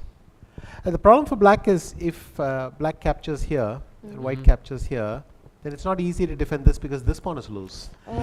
You can play rook f7 and go rook g7 and sit there, but suddenly I'm thinking, why not play h3 instead? It's very hard to capture this pawn. And it's an alpha pawn. It's instead of h6, it's Yeah. sitting on h3, and you never know when your queen ends up in the second rank and could use that square. Yeah, So for Blitz, I think this is a no-brainer. yeah. I love that. I just want to say, terminology, Vishi sir, alpha pawn. whether it's white or black, with white, Vishi sir likes h4, h5, h6. With black, she likes h5, h4, h3. Especially when it's not my h pawn. But okay, He's but thinking, he hasn't made no, SL hasn't. He's gone way far. He's taken on g3 and done all sorts of stuff. Yes, and this It is a hasn't live worked out. Yeah. position. He's still putting the pressure, but maybe most of it, the worst is behind. So he wants to trade the d pawn for the e pawn. We will check He back captured on this. e4. Wesley came knight f1. He's gone queen f5. But I think his advantage has disappeared. And now so queen to f4 speak. has also been played. They've Yeah, gone so into it's the just endgame, the- but it looks like a pretty balanced game. Maybe we can move on to the Vincent versus Magnus because it looks like Magnus is in some trouble. Yeah, let's looking at the go bar. to this. Let's bring up Vincent versus Magnus, and wow, just as we do that, apparently the advantage has been lost. What's going on here? The rook is hanging, the pawn's hanging. Can you pick it up? Can you go queen takes pawn? He can't go rook b2 because the knight takes f3 check. So he goes knight that's h5. nice. Rook b2. You have to be careful about tactics with the bishop It's a hanging. very nice tactic, actually. Yeah, f4. Easy to miss. I But don't know, 5 does he have seconds something remains. against knight c4? Knight c4. So No, Vincent kind of has spoiled this as well. Yeah, Yes. a few moves ago he looked like he was a bit better, but now. not Okay, he's gone to anymore. c6. yeah, I mean that's one extra pawn, but it looks like a lot more. Attacks the knight. Tanya, Yes. this looks like a winning position for Magnus, but Nihal versus Vidit seems to be heating up. Let's go there. Look at Whoa, that. Look just in at that. time. What Nihal? Knight is he h5, knight com- h5, it's over. Oh, Oh, it's on the Nihal has won. board. Oh. That's a blunder. That's just Yeah, a yeah. fork. You just get checkmated. But I think he was in trouble already. No. Look at Oh, that. rook takes e6 was. Oh, then Nihal kind of cleaned up like this. He's so sharp and quick with f4. this. Did he even need f4? He could have gone rook. He could have done the same thing without f4. So the computer is indicating that there is no need for f4. Could have, that's why. But he saw the idea then. Yes. And he's gone for it, and it's over. He spotted it one move later, but knight h5 winning it. So Nihal gets his win in, putting a stop to Vidit's streak. Where next, Sahaj? Wesley versus Shrid. Okay, and that looks like it has become balanced now. So maybe we don't need to go to that. Nodirbek So against Pragg. I don't see any way through for Nodirbek. they're Nodirbek both was under time pressure, so it could be a long game. Oh my God, Wesley is losing this. He's the most easily drawn position. He's managed to blunder into a pawn in game. and he's just He allowed lost- some knight c4 check. Let's have a quick look yes, at that. How let's that do finished. it. So sorry to blitz past this. No, it is blitz. You must Yeah. blitz past it. So knight h2 happened, whereupon what is the move with king g3? Oh, king g3, But EG5? knight f1. Oh no, you're not. G5, you're not in time. Hang on, I'll tell you what's wrong with that in a second. Oh, this And is. this wins. Oh, Yes, the the knight knight has is run out of trapped. squares. So Tanya's question was what happens after this and g5. And of course, with knights, you must remember that they have magical ways of reaching a destination. You do Oh. that, and then you come this route and stop that pawn there. That is magical. It's a bit far off. I'm allowed to miss that. So, I mean, this is kind of strange. He should have just come back king c2 and tried to rescue the knight Yes. there. But he walked into this. And And you knight just- c4 check and Wow. thing. Whereas, in fact, this should be a You fairly still trivial hold- draw. Yes. Perhaps c4 is a draw. Oh, another blind spot. Yeah, that's it. It's a draw. So, Yeah. Yeah, so maybe even So- just hold as is should be fine. Knight b1, knight knight a3. b1, knight a3. But knight b1, knight c4 might trap your knight. This is the danger in this position. And he lost this one. So Okay. where else? So the only game left is in the women's section between Harika and I think it's Goryachkina. Oh, that's a big one. Yeah. No, it Because- isn't because she's Oh. blown it. Yeah. Harika had a win, probably, but now it's not a win. Because, funnily enough, black is in no danger of losing this. Yes, it's an opposite color complex. But and here she had a chance to win it, which is not to play h5, but you can push the king back. You can do this using the fact that this pawn is still Yes. needs defending. oh, and you play like a king pawn endgame. Yeah, if you do this, I think you can rotate the bishop around. Yeah, I mean, it's not Not trivial. but allowing her to exchange a pawn makes no sense because after that Yes. black doesn't have to think at all. And the reason is that black just keeps the pawn and the bishop as it is. We'll just get the game to the live action. A lot of moves have happened, but the position hasn't changed much. The black king stops the g4 pawn, and the bishop stops the queen side. So this is going to end in a draw. There's Yeah. just no improvement. And also, this is the only draw of this round in the women's Vaishali, section. Vaishali All- beat Divya. Yeah. Valentina lost to Alexandra Kosteniuk. And Vantika defeated Hampiji. That's a big. Vantika's on fire That's what here. I'm saying. She's I- on just fire. Amazing. Yeah. And she's the lowest seed in the tournament. She has this incredible run in the rapid, finishes third, and today she started really well. Yeah. Perhaps we'll just have a look at that. Should we call this a draw? Yes, and, it's a draw. Use the time to have a look at some of the other games. Anand, take us through this one. Okay, so they just played a Queen's Indian as it turned out, but with this pawn on a5, this square is just a little bit soft. Excellent stuff. Finally, this pawn on e4, there's no c5 break. It's unpleasant for black. and you can see just very simple moves. Humpy blundered, and then it's game over. Because if you take with the queen, knight d7 forks Yeah, the rook queen and and the rook. queen. So she take with the pawn, after which you can resign with a clear conscience. So Yes. like queen f5 might be a win anyway, but knight g4, queen Yeah, f5. but if you had to point out, I mean, this was just like a miniature. Yeah. Point out that one moment where it all went wrong. Apart, I mean, yes, there was a blunder, but it felt like she got the pressure on earlier. I think black maybe had to play bishop b8 or something. In fact, black is probably might want to just throw in c5 as a sacrifice somewhere, but the problem is the rooks are on the right squares. You have to Yes. move the queen first. It's not easy to find a move. If you do this, I'll do this, and I'll keep harassing Pressure the on. queen. Yes. So it's already a very unpleasant position to play. But nicely played by Avantika, striking with e4 first. Yeah, and I might have chosen bishop e7 rather than c7 because that way the queen can hide on c7. Anyway, So this was a quick one. Sahaj, another game. Let's actually check one of the open section games between. Pragg won against Nodirbek. Wow. Let's check that maybe. Let's do it because we didn't catch so much of that, and that means that Nodirbek is on half out of 5. Wow. Tanya, also look at that pawn structure of a black. That looks really nice. No? And when we checked in with this, we thought this should be a hold, right? So what happened? I'll just go back and wherever you want to start. I mean, I'll just go to the last position. Something like this.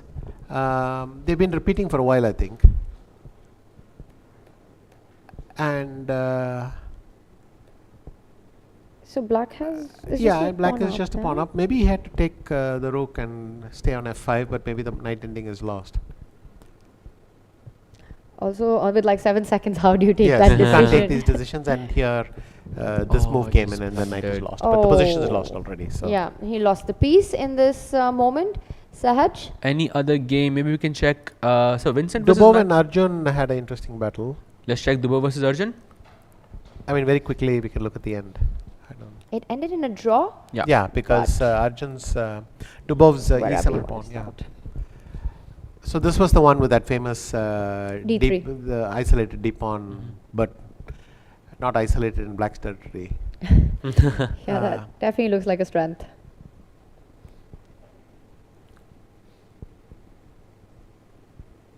So we had the queen trades here. You're not happy about no, it? I was just wondering why not g5. Just asking a few questions, but anyway. Maybe you didn't like knight e4. I'm not sure that position. Knight f2. Okay, but this is Oh, tactics. so Arjun is going to try and use this better pawn structure, but okay, here it's not. It's a fairly trivial draw. You And what he saved does him. is he goes rook e6, and Rook he's e8. just going to repeat this forever. That's it. Because That's if you it. don't, then rook takes pawn and perhaps black wins that Correct. position, right? So you he's can't just allow a- that. Nice summary there. Maybe we can quickly just. We have very little time left. Maybe we can also check Vincent versus Magnus. Sure. Absolutely. I'll just have that. Yes. This was the last position. So they got this accelerated dragon. With that queen b6 stuff that you said, sir. Yeah, this is Hikaru did it against Magnus Where was that? in London. At the Global Chess League. Yes, So and it's recently. been knocking around as well. So Magnus then plays f5 to loosen things up. Ah, yes.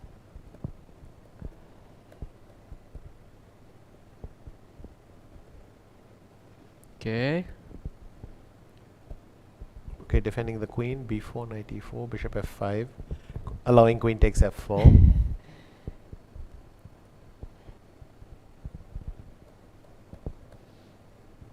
Apparently there was something better. What could it be?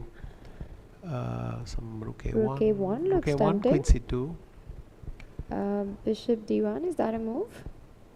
Yeah, but I go back to see. I really like the something. move f4 here as well. Maybe that's it. Immediately? Yeah, immediately I like f4. Why not? Yeah.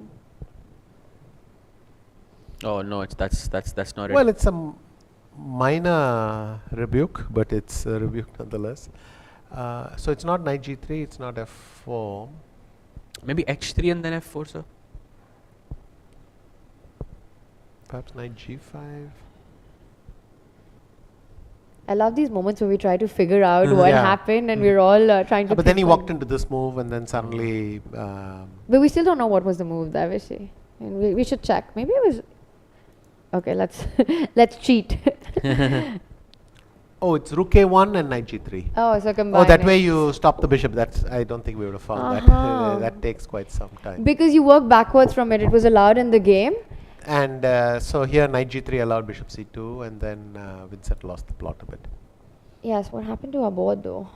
Okay. And the extra pawn.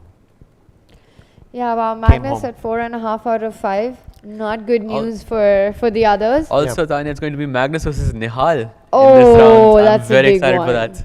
How much do you think the players prepare for such a day, Vishi? Do they prepare or is it just rest and show up? I think they're preparing all their lives for the Blitz tournaments.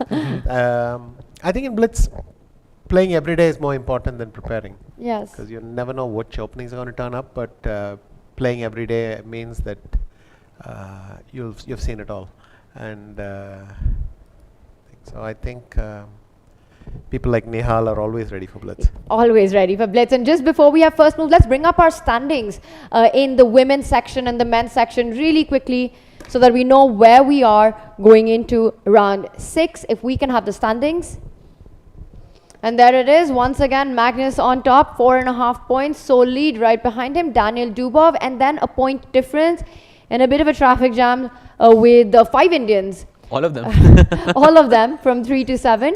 But we'll also bring up our women's. Pragg slowed down considerably. He's had some setbacks because he started kind of well, right? Yes, he did. And I think the last round. Or did he lose the No, first round? Pragg No. had 3 losses. Oh, in so a he row. had And 3 then he losses came thing, and back. then he Two beat wins, Wesley. yeah. I think I saw that. So in fact, it's the opposite. He's 2 out of 2 in the last couple of games. So he had 3 losses now. Hopefully he has 3 wins, and he's going to be in the 3rd win against Vincent Keimer with the white pieces. That's going to be a nice match to see. And we've got the women standing as well, jointly this time between Goryachkina and Katrina Lhano, and then Vantika right behind with 3.5 points. So a very close battle in the women's section right now with just a half-point margin throughout, top to bottom. Yep, that is true. And also, Goryachkina is up against the World Blitz champion, Valentina Gunina. Fun one, and we've got moves coming in, so let's bring up our bird's eye view to get a quick overview of the opening moves by our players. Okay, so which game strikes you the most? Yeah. So far, nothing yet. But Magnus against Nihal looks full and proper Catalan. I always hated these 92 lines with both colors. I think the Magnus versus Nehal will be our marquee matchup, and right now I see all across our boards sort of slow opening starts. Nothing too crazy has happened. No G4, H4s on the board yet. Similarly, let's just also look at the women board, and then we'll come back to this and do a deep dive. Hopefully by then we'll have more fire. Wow, that bottom left board, Harika versus Nana. These openings always are fun to watch. Where you win a Yes. pawn. Yeah, this is not a bomb, right? Yes. I think it's called a not a bomb. Yes, it is. This one, where is... The women board would be here. We can go to... No, sorry, this is the wrong one. Yes, I'll just fix the round. Yeah. Let's bring up our analysis board as we look at the Notaboom, where black has won a pawn. That's the Basically, bottom left. black will end up with these 2 pawns and white will end up with these 2 pawns.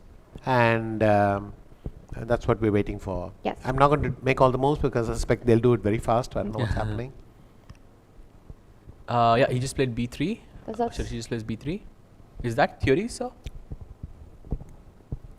I thought you're supposed to take on b5 first to get the... If you take this, then I take this. You take this, I take this.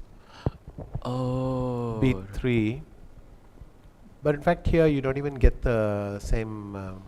you don't get a5, b takes b4 because you just play bishop takes b4.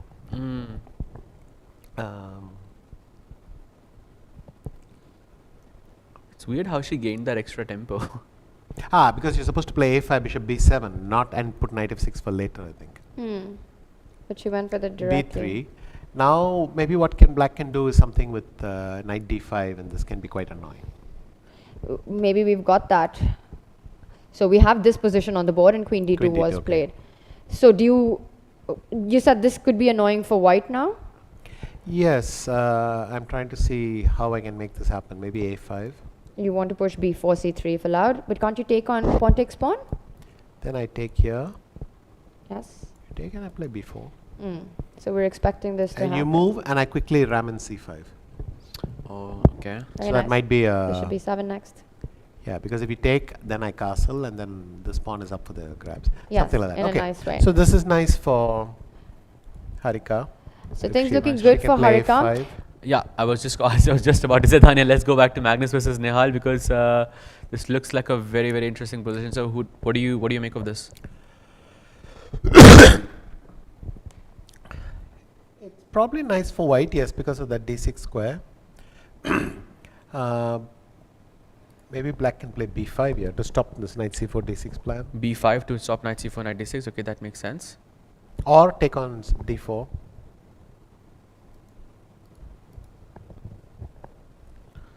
So b5 to stop knight c4 and knight d6. Okay, that makes sense. Oh, he goes knight d6 immediately.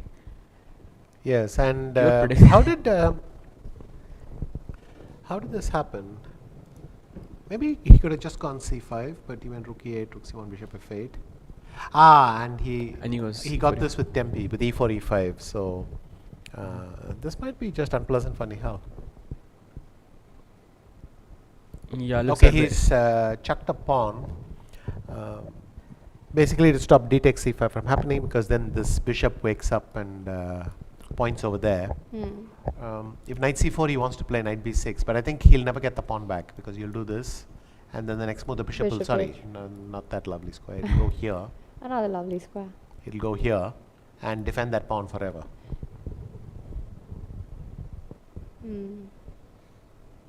Yeah, looks like Magnus looks to be quite comfortable here. Maybe we can move on to another board, Tanya. So which board would you like to check out next? Pick one. Okay, let's go over to Wesley versus Nodirbek because it looks like he seems to be in a better position. Yeah, if you just see Magnus against Nihal now, he's put that magic bishop on. Yes, and how do you win this pawn back now? Yeah, he's gone knight a5, which is, so he spotted a nice way of doing this, and then put the bishop here. He didn't And trade. now the bishop is locked into that pawn on d6. So this is Yeah, unpleasant now. That's very unpleasant. This That's quite a big bad advantage news for Nihal. white. Bad news for Nihal, yeah. Yeah.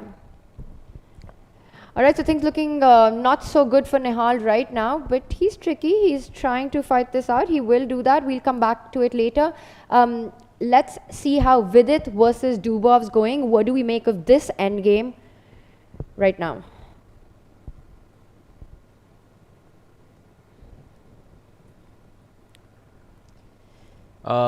Also, in the women's section, we already have a result between Vantika and Katrina. It ended in a draw. The other games are still going on. So this endgame. Harika didn't manage to get a full Notabome. It's not the end of the world, the women's section. All right, we'll come back to the open. Nana against Harika. So we left it last around here, and a lot of moves happened, but yeah, this is so very different from what we were looking at. Sure. And what White's claiming is that having this united pawn structure, starting from here all the way, versus this straggler Is on better. A7, that White should be better, but Or at least healthier. healthier, yeah. You have a clear target. This looks amazing, Tanya and Yes. Vishisa, but there is something very crazy happening. Goryachkina is about Take us there. Goryachkina is about to lose her first game, I feel, Oof. because she's in a very, very bad position against the World Blitz Oh, champion. her king. I mean, I didn't even count the pawn. That's 2 extra pawns for black, but also yes, there's yes, this one's over. It's I mean, over, it's yeah? it's 2 pawns down, and and all the initiative for black. I mean, it reminds me of this joke. Do you go? Oh, okay. Black has a winning position for the extra material. but in fact black has both. And yes, so That's a nice one. I haven't heard that one. So it's the reigning World Blitz champion who gives Goryachkina her first loss in Kolkata. Yep, first loss indeed. Humpy is winning against Vaishali Yes, we've got that. because now there's some tactical detail has to be paid attention to, but this must be very good. But how do you find it in 5 seconds? Bishop f3. Oh, is she going queen b3 check? No, queen b. Just try queen b3 Okay, check. do it. It's on the She's board. doing bishop d5, but the problem is now take. She did it. Knight takes rook, queen takes. Yeah, and now d7, and they can't move. And very you want to go much. knight d4 next. I feel like Vishy sir says the move and then they Yes. play it. No, Vishiv says the move and then thinks, what was my line? Yeah, sure, Humpy is winning, pulling this one in. With rook d8. But that's queen c7. You at least win the piece back, but then No, it's a draw now. Oh, No, no, no, you've got g3 and queen g3, g2 yeah. is there, yeah. And white wins with knight f7 check. Yeah, after queen d4, there's knight f7 After check queen back. anywhere. and she resigned. So Humpy gets the win. Sahaj, Let's go back to the open section, Tanya, with Magnus Vidit versus is Nihal. winning. Yeah, Vidit is also winning. wow. Magnus is winning. Magnus is also winning. Magnus about to clinch this. Nihal's on 5 seconds, and look at Magnus's pawns. And rook c6, rook c7. What's the idea? a7 is falling. You just pick that up. Yeah. Knight takes a5. Wait, oh, d7, d8. That's over. And that's a nice move. You just stop the king from coming closer to the pawn. Any hope for Nihal here? No, that king is going to go the roundabout way to. Sorry. Also, king d2, yeah. Well, Just king bishop d3, d5. c4, b5, c6. This should be the. Yes. Yep, this game is over. Also, The Vidit king's versus coming in. Dupov is also. Vidit is complete. Tanya, Vidit is. Let's just catch the ending of this Sure. one, Sahaj. I think we're just moments away from this one finishing. Or maybe Nihal's going to fight for longer. Maybe I'm wrong. No, king c7, knight f7, bishop d2 is a good start. Yeah, Magnus is almost like resign already.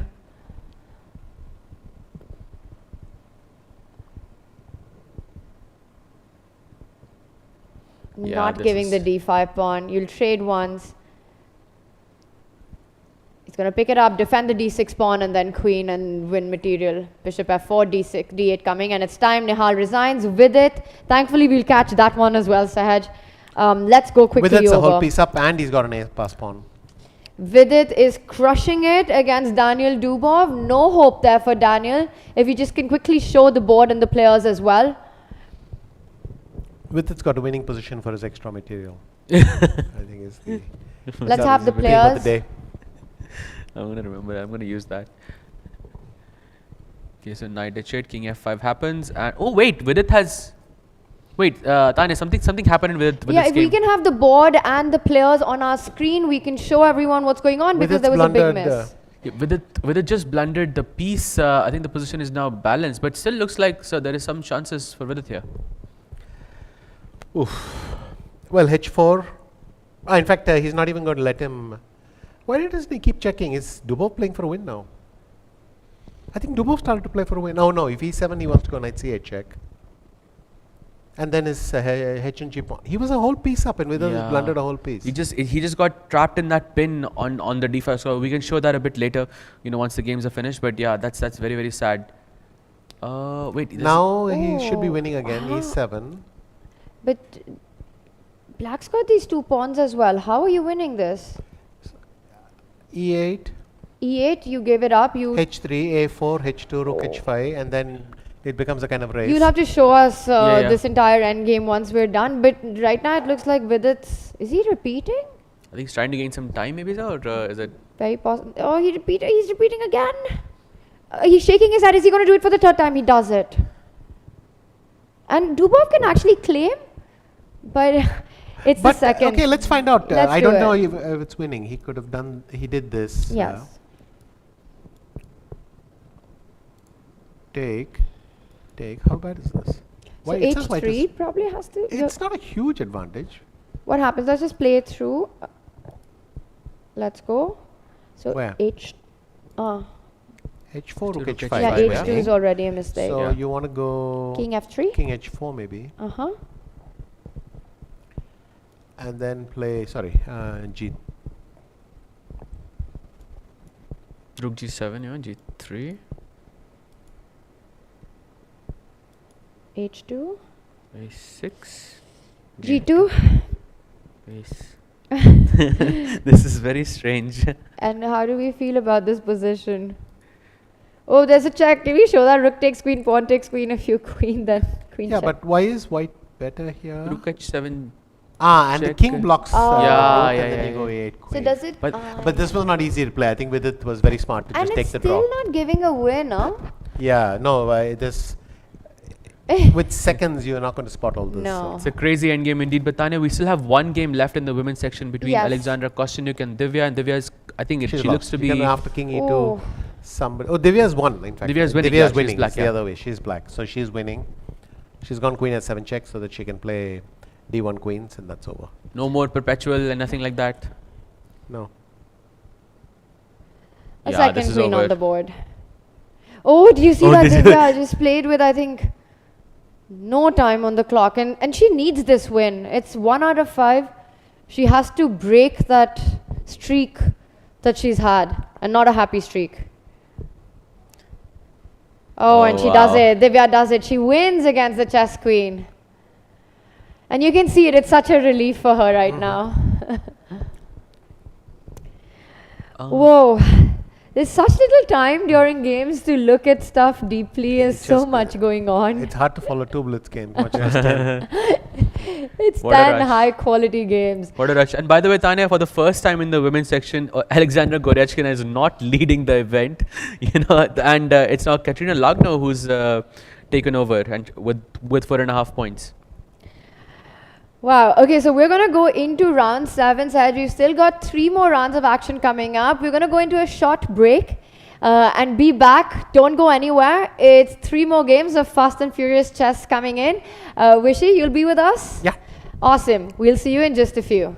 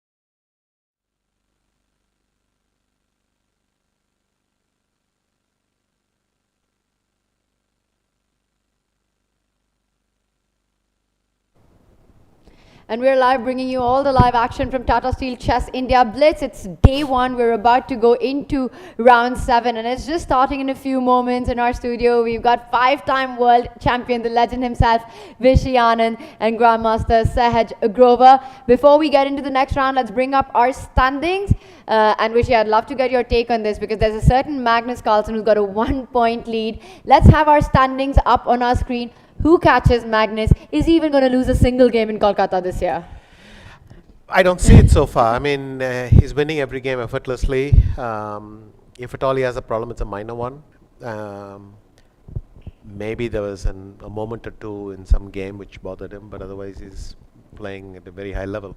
But in general, I think they unleashed him. There were several unnecessary losses in the rapid. And once he gets on a streak, and to be honest, I thought it's already the best chance for the others is usually the rapid, because Magnus is more excited about the blitz. So we'll see. We'll see. But it doesn't look good, and I can't really pick who's going to catch him. But maybe one of the others will hit a nice streak as well. It's a long tournament ahead. We've got 3 more rounds right now, and then another 9 rounds tomorrow. But a 1-point lead to Magnus. We'll also bring up the women's standings. I'm trying to remember, was it a 125 game streak for Magnus in Classical? I don't remember. I think it was 100 games for Ding, as far as I remember. Maybe chat can correct me if I'm wrong. And it was 125 for Magnus, which was broken by Duda. But right now he's on a hot streak in Kolkata as well. In the women's, for the first time, I think, Saj, we've got a new leader. Yeah, that is true. We've got Katrina Lagno as the leader. Goryachkina had one bad round, and now I think the games have already started. Tanya, yeah. Maybe we can go back to the bird's eye view so we can get the action live. Should we start with the open section? Let's do it. Let's go straight to our Dhono Dhanyo playing arena as we enter the final 3 games of the day and bring up our bird's eye view. And Anand, you can tell us what we missed out on so far. Vincent's probably going to throw in a G4 somewhere, so let's see when that happens. Nodirbek against SL, well, he's pottering around. Nihal against Pragg. Not a particularly dramatic situation yet. Yeah, so far in the men's section, all are just at the opening stage. So Early moves. let's see the women's. Yes. Let's look at the women's section, and there we have it. What do you think about the game, sir? Sampi is doing something interesting. She's not developed a G8 knight yet. Just trying to see how long she can put that off.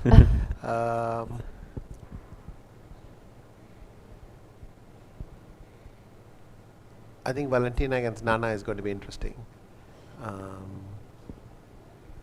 Valentina versus Nana is the top right corner of the board. There's a lot of tension in the center in that, and And Vaishali is probably just a clear pawn up. I mean, she can take on c6 or play knight f3 and take on c6 after that. And just a healthy extra pawn. So. Oh, Vaishali looks really comfortable against the chess queen. should we jump to one of the games? Because I was looking at the Nana Gunina board, and Gunina did beat Goryachkina in the last round, was that? Yes, I believe so. And I believe an a3 pawn has just been picked up, so if we can do a quick deep dive into that one before. Actually, Humpy's provocation seems to have worked. Katrina is doing, it's just a pawn down. Whoa. I mean, just a 97, isn't it just a pawn? And 97 is being marked. If we can get our analysis board up for Lano and Humpy, as you said it, the Valbar confirms it's the best move in the position. You've got to develop that knight at some point. Maybe White does have a play for it, but okay, it is a pawn. It's an extra pawn. And you also mentioned Nana's game, so just a quick update on this. Okay, knight g5. Maybe she could have gone knight e5 and then played f3 next or something, I don't know. She chose another square for the knight.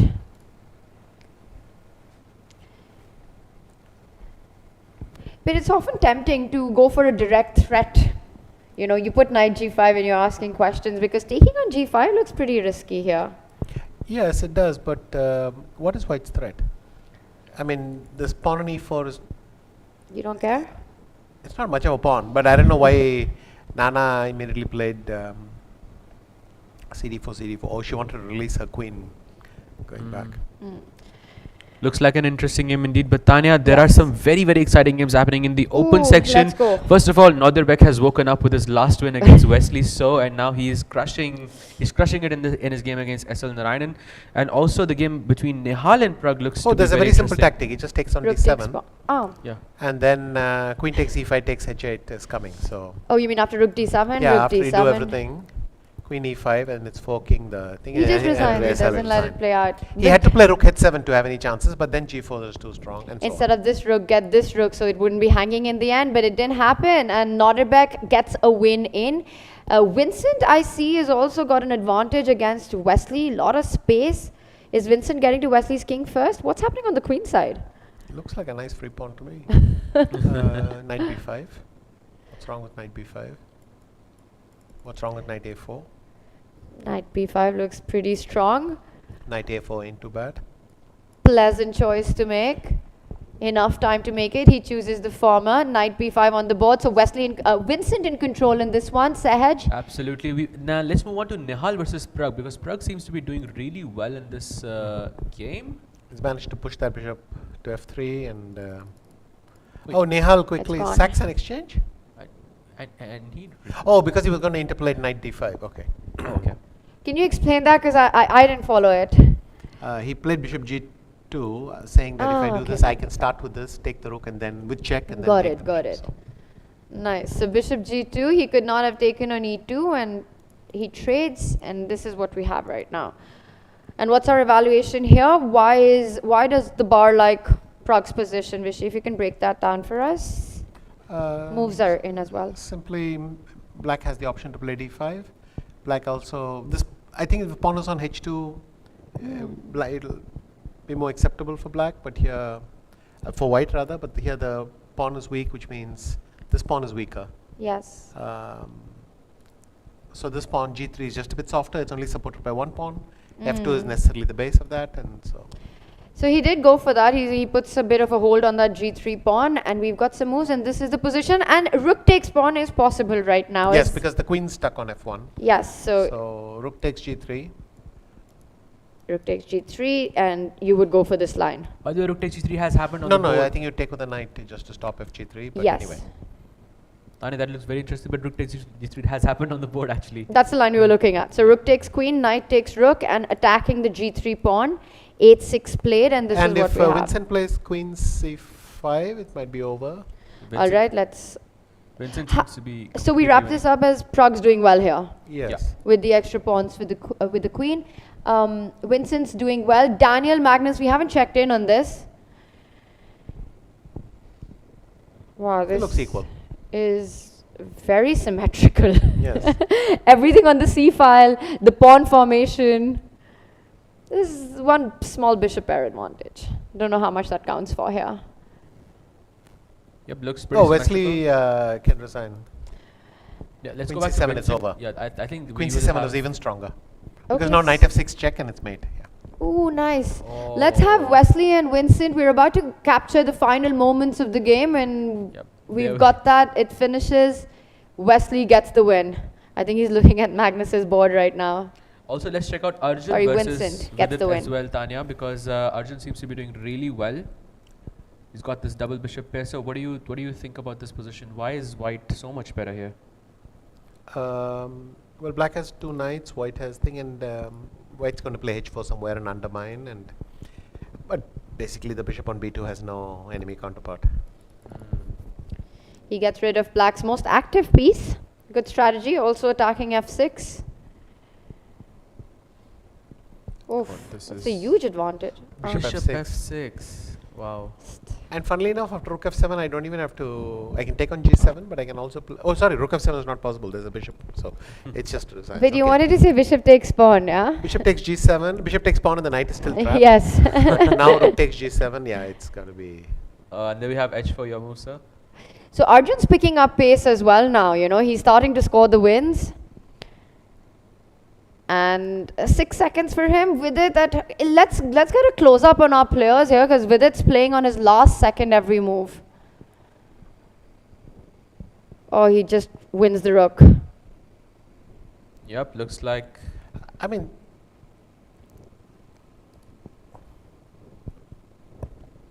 Yes. no, I realized White still has a rook on G1. I thought he had blunted it. So this is likely to be an Arjun win. Nihal versus Pragg. Nihal's Pragg seems to be Yes. doing really well this. I think he's just completely. Yeah, Pragg is winning. Pragg is just completely Because winning. he's queening. Are we going to see another queen on the board? the- Nobody's stopping this one. Yes, Sahaj? By the way, a quick update. Daniel Dubois versus Magnus Carlsen has ended in a draw, and I think the other game is Pragg, and yeah, that's the only game left. Wait, this is finished, and the last game is Arjun versus Vidit. That's Which the he has only game won. left. Is that already finished? Isn't it? There's E8 coming, so yeah. I think Just we'll- now. I think he just resigned right now. Also in the women's section, Tanya, Valentina has actually defeated Nana again, and so that's her second win in a row, which I think is very, very good. And the last game is between Divya and Goryachkina. This is a Wait, is this Straight game off. still on? this is the only game left in the women's section. Yeah. Oh, they're Actu- still playing, yes. Tanya, don't you think this match actually finished particularly earlier than the previous ones? It did go really quickly. But coming to this endgame, White is about to pick up the d4 pawn. Oh, wait, we missed a few moves. And it ends with a king and king. So Divya's picking up her pace as well, just like Arjun. You know, she's scoring a few wins, keeping it solid against Goryachkina, and draws her game. Wow, this did end very quickly, and I feel we got some important moments, but we missed a lot of action. So where do you want to start, Vishi?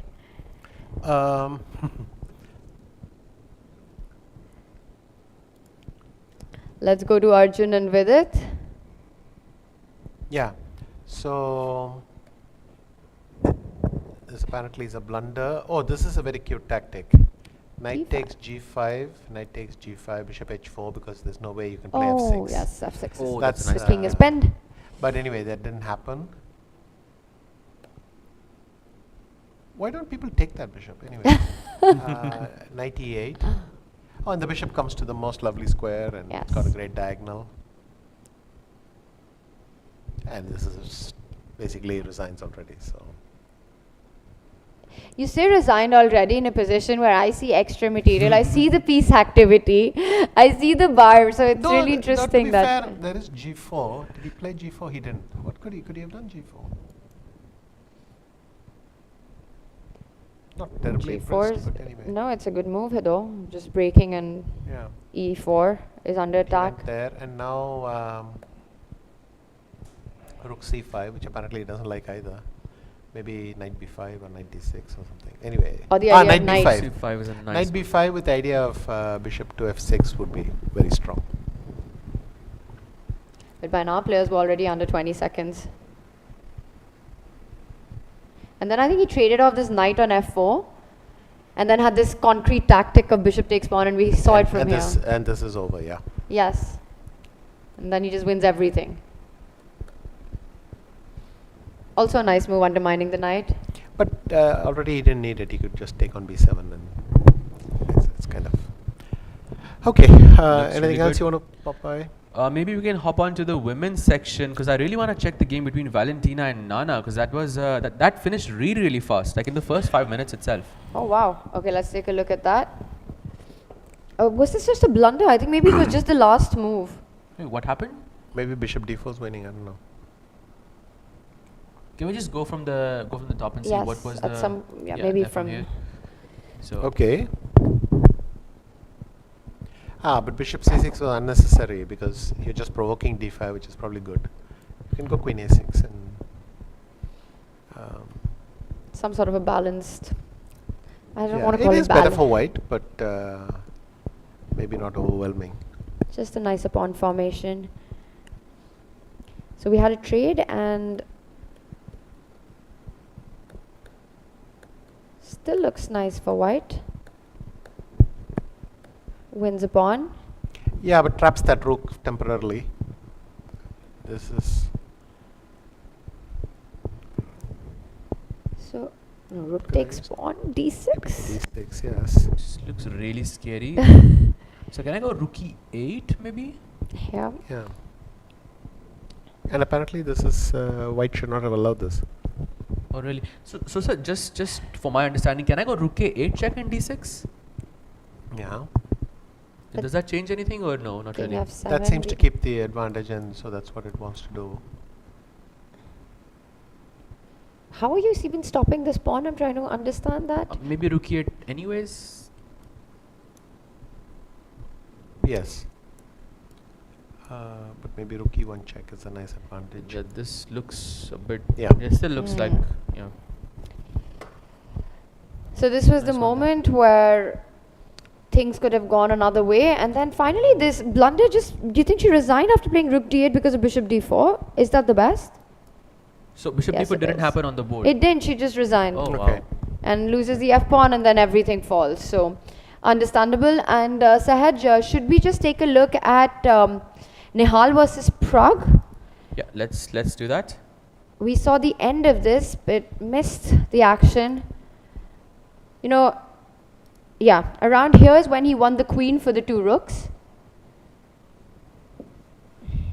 And this is nice because it's very hard to coordinate the 2 rooks, especially when you're defending these 2 pawns on c3 and d3. So always a nice thing. In fact, if black can't think of anything, black can play b5, a5. All sorts of useful moves are nice. Yes. So Pragg is rerouting that knight to a nice square. And you can see nicely is outplayed. Now he can start probing these queenside pawns, queen a6, b6, all that. But he does it with his pawns. Creating a weakness. And now the breakthrough, and that's it. Okay. So Nicely done. Very nicely done, yeah. Very professionally converted. So that was Pragg and Nihal. We didn't see much of how Daniel and Magnus drew. I think it was a very balanced game, a very symmetrical and not a Yeah. fun one at all. Very similar to what happened in the rapid encounter. True actually. I think we already saw Arjun versus Vidit. Have we In checked? the rapid encounter, actually, Magnus got a huge He edge, got that and rook pawn ending which he was trying to push, but he won, right? no, they drew in the end, no? Magnus oh wait. and yeah, they Daniel. did. No, he won, won. you're Had like right. a 3 out of 3, and this was the 3rd round. I think. No, you're right. He won that rook pawn ending. He won the rook pawn finally. ending. He Yeah. won this pawn on the queen side when king c4 and Yeah, the position, the game was quite dull. but Yeah, he and just, then you know, he had that. Yes. So this maybe just this game because the end position looks. We actually saw this, and this was a tactic you were pointing out, and Yeah. perhaps we can break that down a little bit. But let's take it from the top.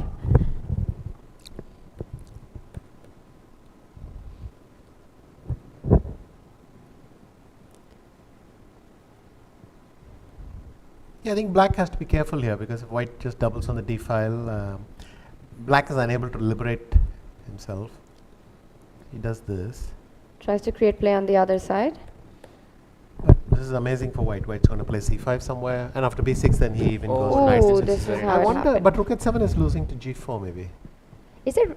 Not rook. I was always thinking about rook takes b6 somewhere, but maybe it's the same after. It doesn't work, I think. Hmm. So g4 here. Wait. Yeah, maybe g4 here. And the ending, is that the point? Queen takes pawn is not possible. Yeah. Is there something stronger? I was There must thinking rook be. takes d7, but somehow I'm really trying to make that work, but it's I don't think it's working. Oh, you mean rook takes knight, you take it with the rook, queen takes, and then take queen takes pawn. Yeah, something like that. But Yeah, that somehow it's would not- be This interesting. is equal already. Yes, it's not Because that. in fact, I don't. Just have- queen b6 first, yeah. Yeah, you can even play. But then rook here. b7. That's why I wanted to Oh, take on right. d7 and take on Nice, b6, nice, but nice. that's equal. Yeah. It's not g4, is it? d5. Maybe we can just open up the king side, just c5. c5, you mean? Yeah. Yeah, that looks interesting. We're just not in that either. process of It keeps an elimination. advantage, but apparently there's something There's it something likes even stronger, more. yeah. It's very interesting. Maybe it's rook d3 threatening g4 and you don't have a move. Nope, that's not it. either. No, it really dislikes this. Okay. What can it be? Um, We're not checking. We have to find this. Oh, rook h7, I have a move, a4, a5. Just Okay. a4, a5. I'm just going to play really slow. A4. Yeah, just a4. Also not. I feel like this is, we're just trying every single move and we need to find it this time. Anand, you're our engine. Queen d2. Queen d2. Should I try it? Let's Sure. do it. Finally. Okay, so the point is you attack with And knight if on you do d7. this, then it's maybe queen d5, and it's just positional. Black is helpless apparently. So there was no forced win, but you have to make these two quiet moves at the end. But Wow. SL Narayana put the wrong rook, whereupon there was a simple tactic. Yes. Wow, incredible. off, Just keep the and they're going to pressure. go, yeah. And I think we're not off just yet, but the players are ready. And we'll be off in just a few moments. Magnus is ready to be off. And let's quickly bring up the standings before we have the first moves, just really quickly. I think we start in just a few seconds. Tanya, And- it's going to be Magnus versus Arjun today. That's going to be a big one. You mean right now? Right now. It's Magnus with still a 1-point lead. Daniel Dubov at 5. Let's also bring up our women's standings. Magnus versus Arjun is coming up, so it's a big one for Arjun if he wants to leapfrog in the standings. Women, it's 2 players at the top, Gunina and Lano. Goryachkina at 4.5 along with Vantika. Let's head back to our playing arena and see what's the mood in this ahead. Yep, let's see it. I mean, some exciting matchups right now. Magnus versus Arjun is the one that catches my eye the most. You saw the rapid game. You know, Magnus said that that was actually his favorite game out of the 9 that he played. Yes, I can see that because that kind of Taimanov is a pleasure to play, Yeah. and he managed to get that. And also the feeling of, he said it's special to beat these youngsters, to beat Arjun in a kind of position or a game that's suited to Arjun's style. So I'm expecting fireworks in that one. We've got liftoff, Sahaj. Yeah, let's get the bird's eye view so we can check all of the games at once. Which game catches your eye the most? This one is looking insane to me already between Magnus and Arjun. You don't have to convince me to take us to that one then. Yeah, Wish you should I be think we should go jumping. there because there's Let's too jump much in. happening there. So basically, black can play bishop b4, which I've done. I'm going to wait for the analysis board so everyone can Yeah. follow it. Let's bring up our analysis board for Magnus versus Arjun and have the players on the camera. There we have it. Take us So to bishop b4 is a line I've played, but Arjun likes to do this. Bishop c5, knight c2, queen b6, and suddenly they're playing very, very concrete lines. Yeah. So now you either, what is it? Not f3. He's playing f3 and knight a4, I think. This looks like some kind of prep Arjun has because Magnus has taken a bit of time to respond. Are you familiar with this position? No, they go on knight h1. That could be a So first, what's the, by the way. yeah, and then what should Magnus play? Bishop f, queen f4 maybe? Yeah, he's gone queen f4. And already Oh. Arjun has something here on him. Arjun is much better. Oh, queen f5 check. Queen a5 check and the knight on c5. Wow. Whoa. Wait, is it that simple? And It is that simple. Wow. okay, the arrow's pointing out the move. The knight on c5 is hanging. Arjun slowed down. He knows queen f4. There's something wrong So with then it. maybe white had to play something like, no, but g3 allowed knight e5. Does he have to allow queen takes h2? Arjun will play queen a5. I think he's just checking and double checking. Maybe queen c3 was the way, Yeah. but even that, not really. It's so tough when you don't know this. So the preparations worked out perfectly for Arjun so far, Anand. He's reaching out. He's gonna play it. Okay, Wow. now how big is his advantage in this position? What's happening?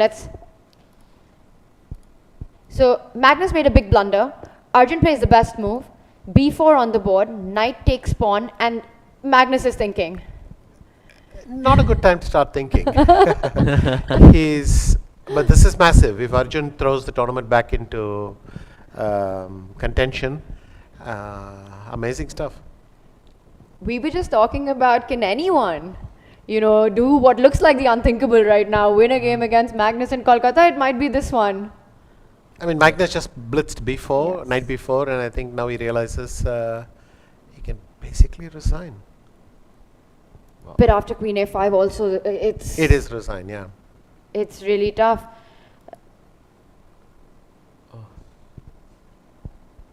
He's going to fight it out, but what's the material count here? he wins the knight, he's up a rook for now. I think he has an exchange for now. So but this is He quite wins the knight clever on because if he c5. goes knight b3, then they win with knight d3 check. Yes, on the spot. And then if you go here, I check and I take your Why queen not? with check. So that was the Oh, plan. So yes, Magnus that's is simply nice. inverting that. He's saying king d1, and if you go knight takes c2, then he'll come here because you no longer have that. So you're not winning the knight. Correct. But after Wait, queen c3? queen c3, there isn't a move. Bishop d2? What? Is that a move? Bishop, Bishop d2? d2. Everything's hanging, Anand. I'm sorry if I'm blundering. queen somewhere. I mean, what There about is a queen move. b2 check? Or is it knight f2? No, knight f2. Knight f2, king a2 is for the moment playable. Okay, we've got moves, so we might be seeing this because he went knight f2 check directly. Now some more moves have been played after this. Okay, knight f2 check. White has to go king e2. Yes, it That's happened. what he played. Yeah. And he took And then the he's knight. just going to take on c5. No, he took on knights. c2 first. Okay. Oh, because queen e1 is mate. Ah, beautiful. That's a nice. So he's Ooh, inverted yes. that move. What is he can't capture anything? Oh, that is very Oh. clever of Arjun. Magnus might be resigning right yes, now. he will because be. Let's get a full screen of our players because this is a big moment. Knight takes c2, and Anand, if we can just is knight c2? This is the live board, right? Yeah. No move has been played. No. This is not the live No, board. let's Some more just moves have. check. I think Magnus is just going to resign. He played bishop e3. Knight c2. He picked up the rook. And now Queen queen e5, e5. trying to look for tricks. Queen gives a2, it- bishop d2. And this is what we have. Yeah.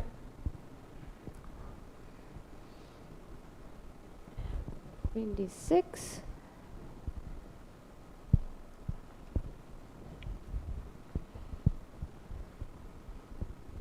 I see 2 extra rooks for black.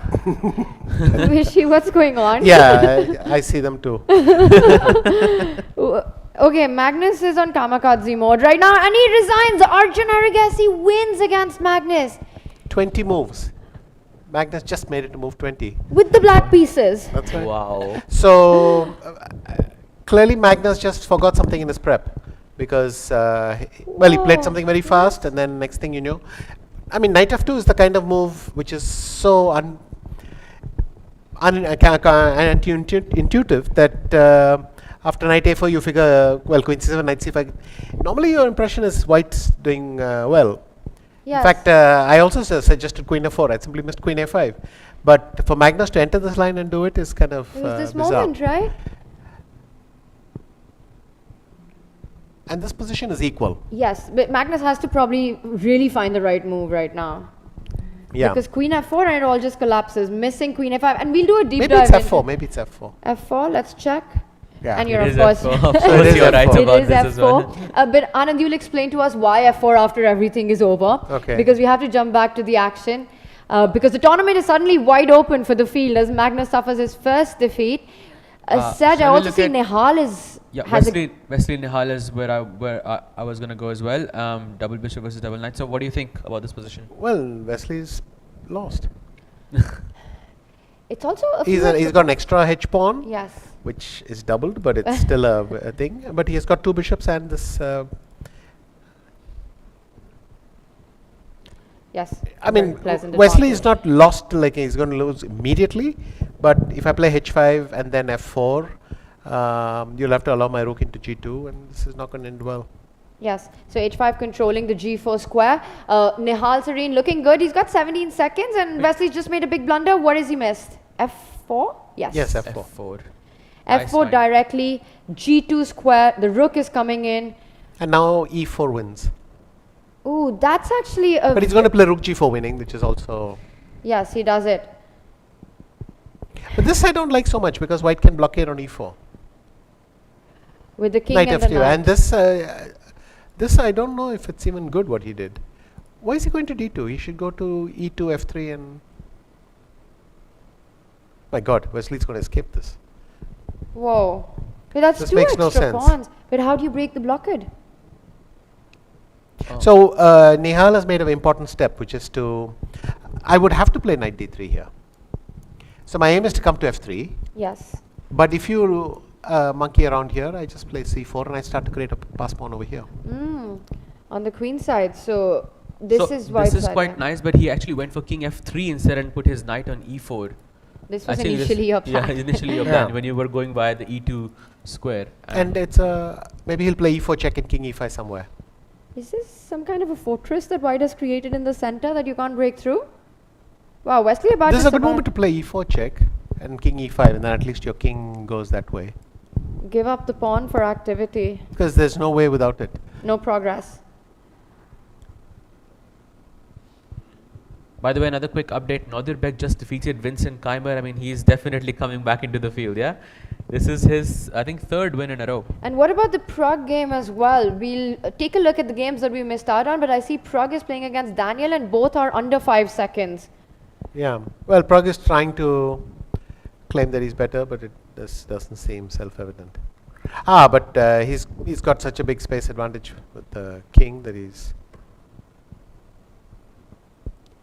White's king is really active, but the black knight, this pawn formation with the knight, the pawn and the knight just control a lot of key entry squares. Wesley is this will end almost, in a draw almost most home. I likely. mean, miraculously, despite He's blundering escaped. everything, he's escaped. So can we say that draw is very likely in this one with Pragg and... Yeah, but what I would really like to say is that... if we go in the game? Yeah. Yes, we are here. Yes, Let's go back a little bit. And if we can have just Wesley if he played and Nehal on e4, the it's board. game resigns. Yes, this was So a this is a critical pity, yeah. moment.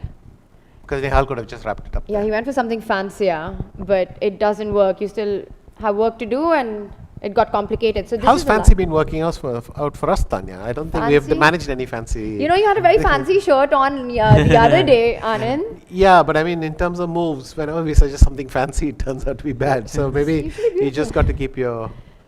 Yes, keep it simple. E4 would have been a different story, but this is what we have right now. And Nehal has still got 2 extra pawns, Sahaj. By the way, Pragg versus Daniel Dubov. Pragg is winning right It's now. turned around. In that bishop versus knight Yeah. game we were just looking at. I thought you said, Anand, this will end in a draw. Yes, I Some did. fancy stuff happened. He was being fancy. How did... Oh yeah, some... Okay. What is happening Still here? equal, okay. he could take on f2, which is what he did, but then b5 works. Oh. So what he had to do instead was... And he's resigned. If Right, we if can I just check. have our board as well as Pragg has just resigned, we'll just show the last few moves of this.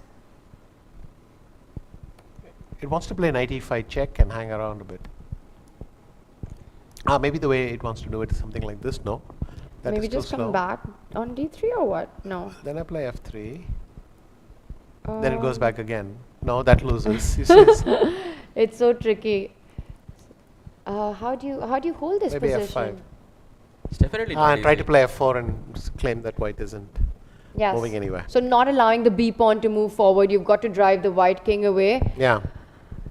The only game left in the open section Yes. is between Wesley and Nehal. Maybe we can go on that. Let's do that. And let's also please have our players, and there we have it.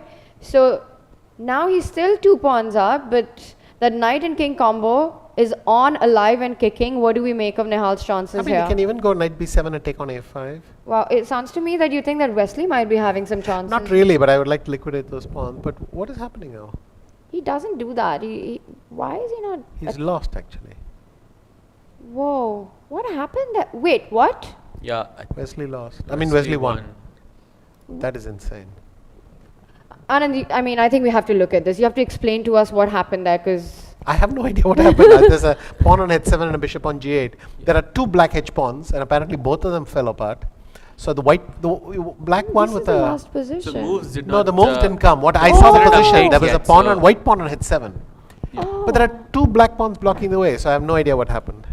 Oh, we don't have a board updated for some reason, so we don't know what happened there. Yeah, that's a bit of a shocker, but Wesley comes back and makes a comeback, and that one gets the win in, and that was our final game. In the women's, Sahaj, In the women's section, Valentina actually defeated Divya, I believe, no, sorry, Vantika with the black pieces. She's leading the event. Lagno alongside beat Lagno. Harika. And Lagno beats Harika, yeah. So they are leading the event with 6 out of 8. All right, so let's take a look at some of the women games that we missed out on. What is the most exciting end position? That's a good point to start with. End position would be probably Lagno versus Harika looks pretty exciting. Lagno is one of the leaders going into this round. It ended in a draw. So that's not the position I have on my board, but yeah. Do we not have the final position? Yeah, this That's ends like this But wasn't it. That's not a winning position. No, it ended in a draw. The game ended in a draw. But this is Katrina against Humpy. You should be That's looking at Katrina Katrina against against Wait, am Harika. I? Oh, It's round up 8, yeah, there we go. There we now have we it. have it. Look at that. Yes, that made a lot more sense. Anand, if you can take us through this game. Oh, sadly, Okay, this so was the French Steinitz. defense. Oh, she took on c5, okay.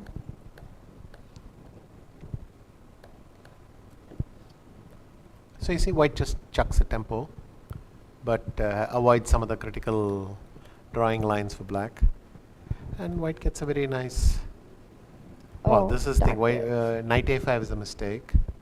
Yes. Though the position is unpleasant for black already. I think already g6 and all doesn't make a good impression. Oh, And B5 is white very has just got a very nice, there's a b5 weakness, and Yes. I mean we can have a look. Just see how she g4 wasn't necessary, maybe just rook fb1 or something. I but- can't imagine if she went f5 ever because she did. But I thought the e5 pawn was hanging. Yes. I think it is. Oh, but this She could looks have played scary. fe6 and queen g2 and it's, A mess. yeah. But at least, Katerina managed to give Harika a few decisions at the board. Oh, knight takes b5. That looks doesn't make sense. For the second time in this game. What does it want to do? Queen c3 maybe? Queen c3 looks nice, attacking the bishop and the pawn on a3 and defending the bishop. But you're allowing e7? Are you? But then I'll play queen takes e3 check. King h1. Maybe we can have Yes, that on the board let's as well. just see it. Or maybe with the arrows. Yes. e7 here, you said. It's just an option. King h1. Is there knight f2 check here, sir? Yeah. Because, I mean, that's for equality. I was just seeing if I had anything more. Nice. Yeah. And if you do this, I come here in the end and pick And up that win the bishop, a4 bishop. Lano managed to convert that position more accurately than I was suggesting. And wow, she goes on 6 out of 8. But what I really want to do is slow down and take a look at that Arjun opening that we were looking at. Anand, if we can go back to Sure. that. And it just, everything happens so fast. Oh, and by the way, Vaishali sir, if you are still interested, we do know what happened with Wesley and Nihal. Maybe you can check that right after this game as well. Yes, because this was an absolute miniature. A 20-move victory by Arjun over Magnus. We're going to start right at the top, and he managed to get him in the opening. What happened, Anand? Okay, so bishop c5. I wonder why knight c6 didn't happen. I guess d takes c6. And maybe Arjun decided he can live with this. Okay, so this must be, maybe this doesn't work because of knight g4. But it's still equal. Anyway, so Arjun had some clever preparation and ambushed Magnus. So f2 is Queen attacked, d2, queen knight d2 defends g4, it, knight g4 doubles down. f3, Everything fine so knight far. f2. Yeah, but this gets crazy already, no? Because if you don't know this position, Yes. So knight a4 happens, queen c7. and knight a4 is correct. Yes. And Arjun was willing to play this, and we found that f4 was the correct move. So you're simply blocking queen takes pawn. Yes, you're stopping queen takes h2, and you're not allowing the knight to get away. But the fact that the computer says the position is equal means that it probably is. That knight is stuck on h1, but it's not easy for white to get it, and in the meantime, black will generate some counterplay. Yes, and Arjun probably had some more preparation, a few more moves beyond f4. Yes, I'm wondering, I don't know if b6 was the move. No, it's not. Is it just castles?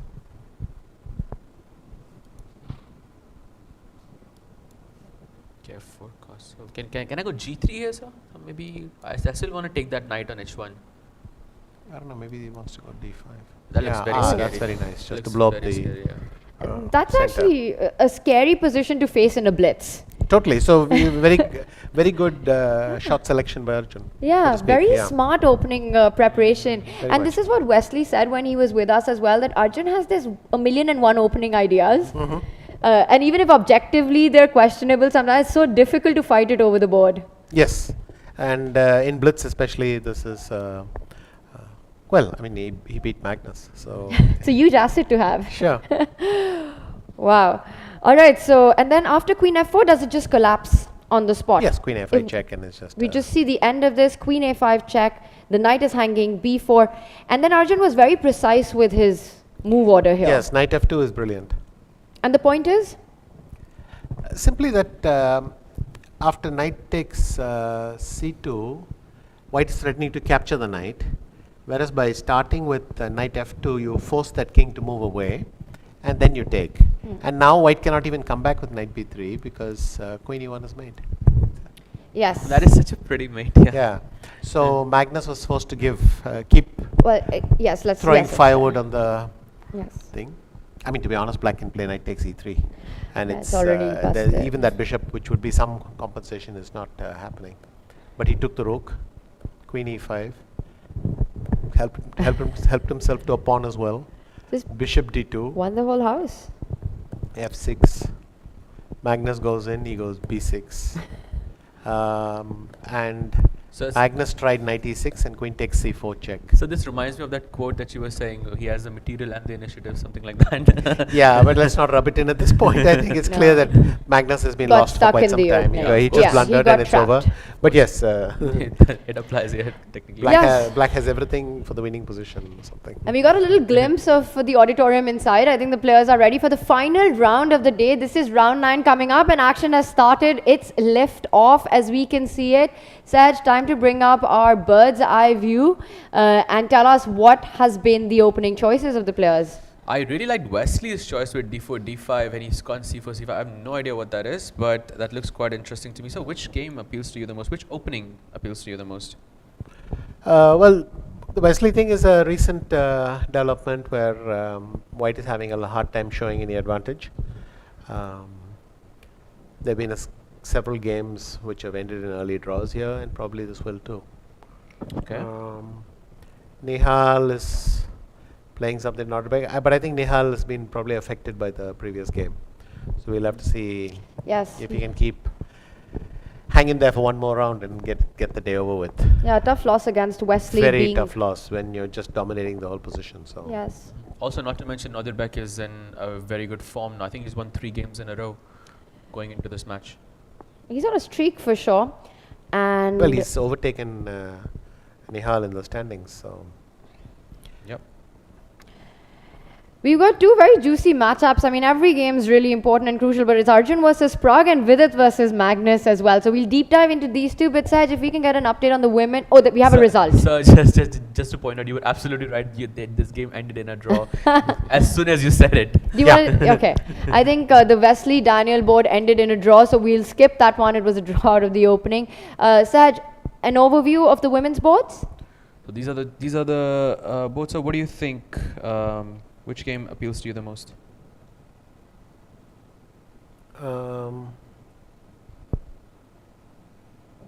I think Kosteniuk against Goryachkina is going to be a fun game. Also, Vaishali against Nana is going to be fun because white's got everything ready to play H4, and there's a knight on G6 and so on. That looks really nice indeed. Vaishali's game is the bottom Pragg, left corner. well, Arjun is chucked a pawn against Pragg. Let's head to that. And Good with basically saying He's just done ready Arjun ready things. for battle, yeah. All right. Maybe we just take it really quickly from this point. So it was, I don't know, it was a Queen's Indian, Nimzo Indian. What happened? How did it? It was a Nimzo Indian. Vishy, just really quickly, I'll get us up to date with where we are. It started with this, it's not the most trendy Nimzo approach, but an interesting one by E4, Arjun. yeah. And then, well, it's literally he was willing to sack a pawn. I don't know why G4, why not Yes, rook he's- G8? Incredible offbeat opening ideas he keeps finding, Arjun. Yeah. It's always fun from the start, his games. Yeah, it's always. This is maybe slightly, well, I was going to say pleasant for white because some bishop f4, maybe you get a pawn for this, but computer doesn't seem happy. It wanted to play what instead? Bishop f4 or something? Or No, it didn't want to play bishop f4. Maybe just long castle. Also not really. Anyway, we'll get Yeah, to the it later. margin's so little. But I don't. It's not. I think Pragg And what's the live is board? probably quite happy with the way the opening's shaped up. And attacking the queen, refusing the trade, and this is what we have. So you're saying Pragg should be pleased with the opening outcome here. Yes, he can go king e7. He can castle long. Ooh. Both are nice. The Bonk Cloud King one more time. All right, let's It makes check. a return. Maybe we can have a quick look at Nehal versus Nodirbek once again, Let's because do looks it. like Nodirbek is getting into a good position. So what do you think about this position? This is the last move played. I mean, I think you have to play d4. Because if you go d4,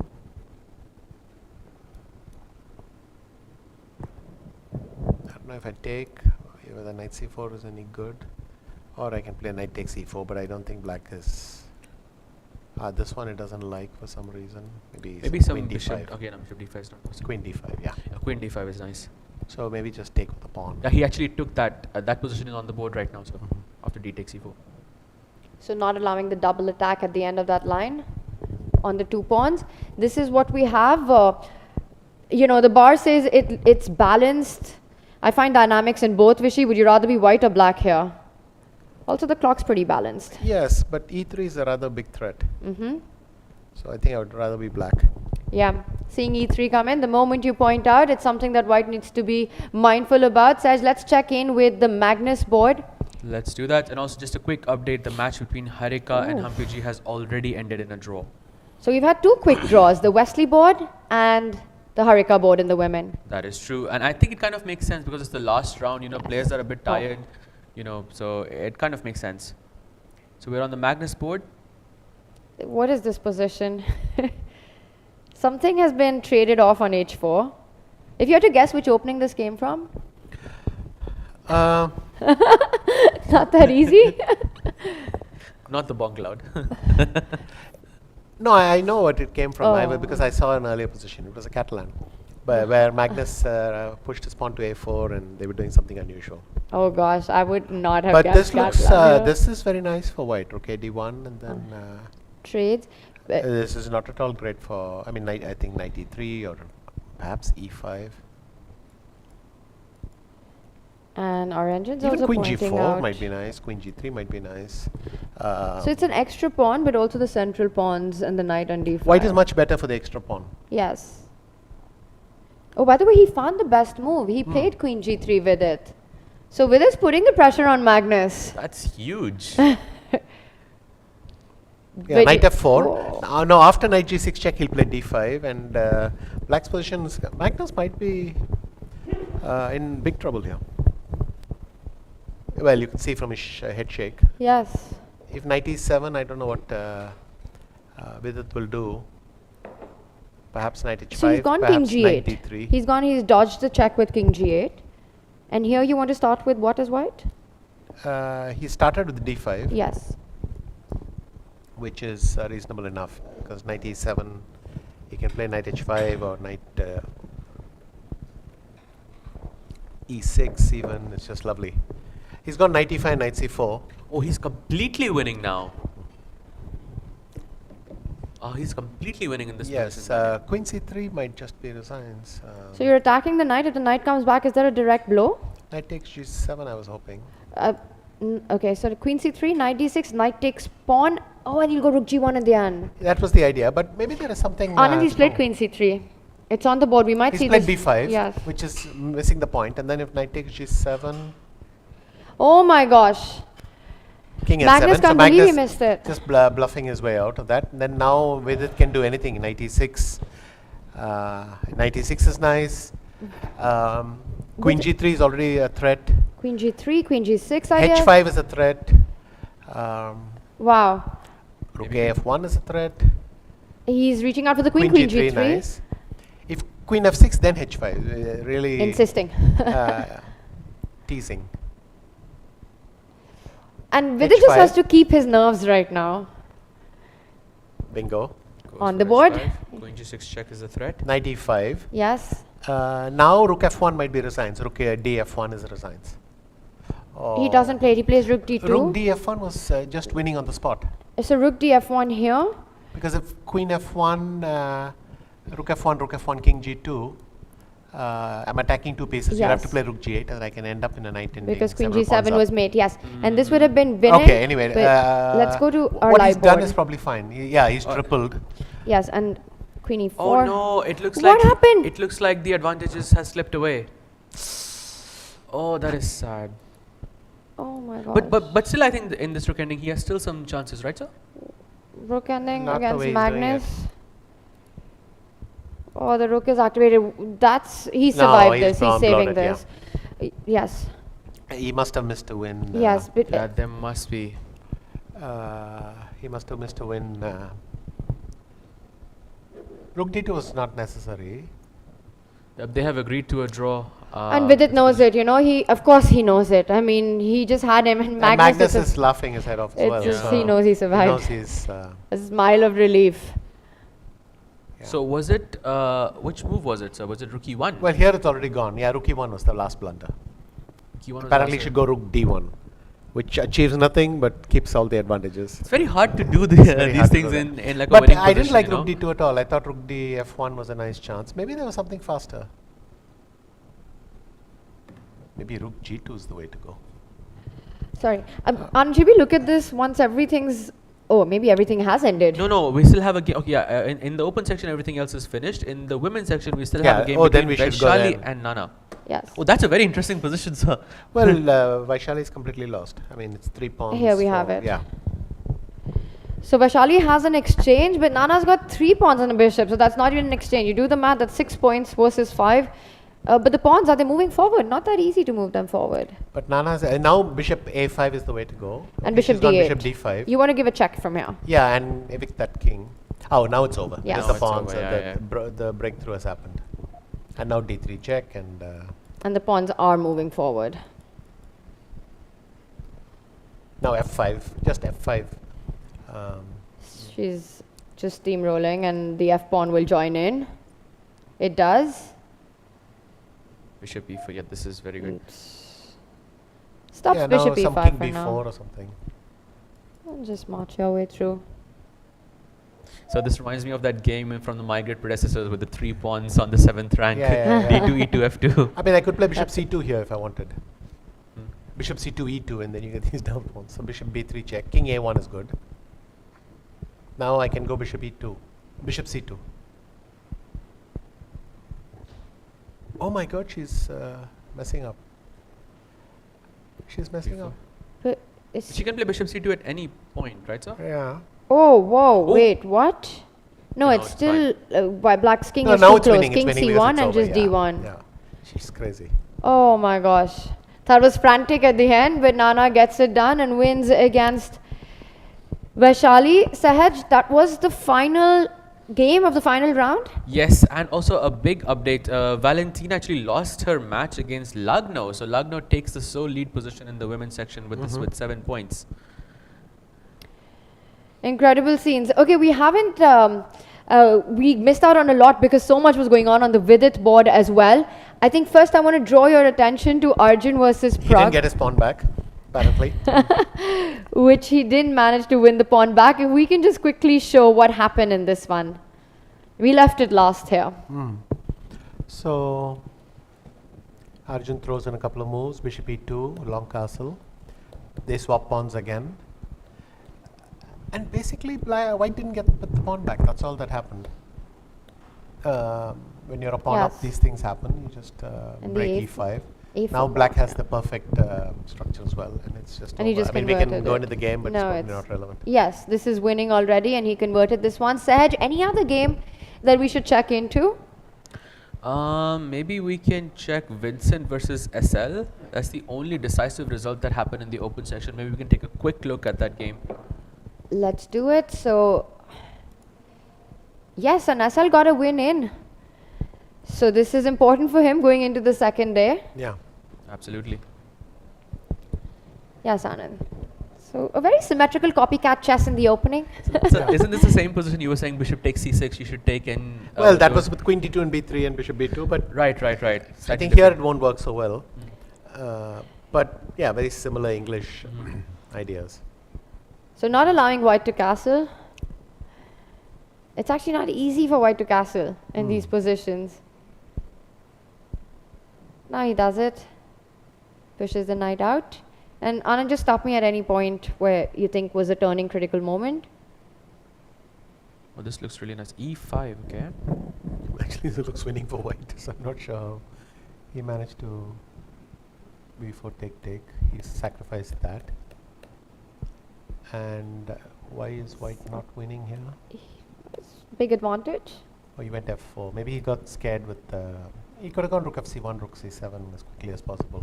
Maybe didn't want to allow f4, f3. Yes, but why not do this? And yeah, rook c7, you have all Yes. the trumps. Instead, he went f4. And now this is like a Sveshnikov. You know, some d5 break might happen. Yeah, how did this turn around? Oh, that's... This was a mistake. You can take with the queen thing, but this one simply allowed. Why can't... If I move the bishop, then e4. Yes, and that's... Yeah, that's crushing. Not I mean, it's an crushing, but exchange it's, with these black pawns is, are... Close to it. imagine that you come back to g2. Yes. I play e4, then you put the queen somewhere on d2. Then I go queen d6. d5 is defended, and b6 is going, and it's just horrible for you. Yes. Wow. Just one mistake and suddenly you're up in exchange and you're down the game. So SL did win that one. We've got our standings up, so let's bring that up because this is day one. The players will play against each other with reversed colors tomorrow, so the action continues. These are the standings going into day two. Magnus at the top, but wish it could have been different. Yes, in fact, if Vidit had beaten Magnus, Magnus would be tied with Pragg for 6, and Vidit would be in the second group with 5.5. And Vidit had a golden chance. But Arjun is the only one then to defeat Magnus today. And here we have the, I think still 5 guys very, very close to each other in points. So then there's a drop off, and the remaining players are struggling a bit. Yeah, so it's From, a tough from one. Nodirbek onwards, there's a kind of clear gulf. There's a 1 point gap Right. with him and with it. And thing. But in Blitz, momentum is everything. So we'll see how it goes tomorrow. Maybe they're all warmed up now for Blitz. Yes, and because you mentioned that, I'm going to just, before we go into the women's standing, bring up this position that we did have. Anand, once again, what was the critical moment where perhaps things would have been very different at the standing table that we're looking at? If we can get up our analysis board, please, really quickly. So he came up to here, Yes. and I mean, I also played h5 on autopilot, Yes, it was the move you instantly suggested. but I'm wondering now, was this even stronger? So you have to take it. So is your plan queen g6 check or? Yes, queen g6 check, queen takes h6 check. Then I have to do this. But now I collect this pawn. And how many pawns is that? A lot. 2. Oh, 3 pawns. 3 pawns. But maybe I'll, capture I'll b2, make so? that. 2.5. 2 pawns, yeah. What But if, what? what if I capture knight takes b2, sir? I can first of all still take on c7. But I might just be able to roll my pawns in. But knight takes c7 is good enough, right? So this would have been, sometimes it's best not to look for anything fancy, but just finish it off. But h5 was very tempting because your g6 looks like it's over. Yes. Magnus went knight e5. This looks I suspect rook dominating. g2 was more what it wanted to do. No, there's something even stronger than rook g2. Maybe it's rook f1. So Magnus wants to play queen f3 It now. likes rook f1, yeah. It's funny, queen f3 is the move he desperately wants to avoid doing, but it's the only move he's got. It's that bad, the position. But then after this, suddenly queen f3 happened, but it's still not the end of the world. It's kind of the worst version, right? It Because you wants to can't take take... like this and probably just pin the thing and say that is winning. I mean, there were many ways out for Vidit, and When did he lose the advantage? At what moment? here he went rook g2, and first this one started to go. Now he has to just make a quiet move, rook d1, and do nothing. Which is a tough move to make. Always. Yeah? At And 6 then he went rook seconds. e1, tried to force it, and queen d5. His problem is that after queen takes e5, rook f1 check works. Oh, yes. So suddenly knight f4, queen f3, and then there isn't a forced win anymore. And I mean, he this- could have played rook g6 and gone on for a bit. It's not much after rook d8, but Right. something. Magnus has his own counterplay then with the 2 rooks. Yeah. Wow, that was a big save for Magnus, and with it, you could see it in him because you don't get these chances against Magnus often. That is true. That is true, and I'm sure Vidit is not happy with himself at this very moment. Maybe we can have the women standing up as well. Let's do it. Dhanya. Let's take a look at our women's standing. There's a whole big day of Blitz coming up tomorrow as well for the players, and this is where we are in the women's. You've got Katrina with a big. Actually, this is a completely different story from the men's. Yeah, she's got a stonking big lead. 1 point drop to the next one, 1 point drop again, and then three Indians all on 4.5, which is exactly 50%. Yes. So in Blitz, you can't rule any of them out. And in fact, if you go even further, they're only half point behind the next two, Harika and Alexandra. But okay, 3 people clearly dominating this tournament. Yes. But 9 rounds. But really, it's Katrina, that's- and I think they're just far ahead. Lano and Gunina. A lot has to turn around tomorrow for it to be a field wide open for the championship fight. But Divya, she's picked up her pace in the Blitz. She is right now at 4.5. A lot to play for. And Anand, just before we wrap up, 9 games of Blitz today would have been sort of the big takeaways for our audience going into that next day tomorrow. What should we be watching out for? Look, Blitz, there's always the feeling of losing control.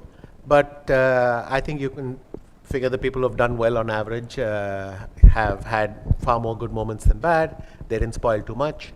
Even in some unexpected cases, they took some totally undeserved victory, which is great opportunism, and so on. Things can be corrected. As you can see, everyone has the chance to come back in Blitz. So we'll see what happens tomorrow. Exciting day inside. What about you? What was your biggest highlight from today? Arjun defeating Magnus definitely for me because Magnus losing is a rare sight in itself.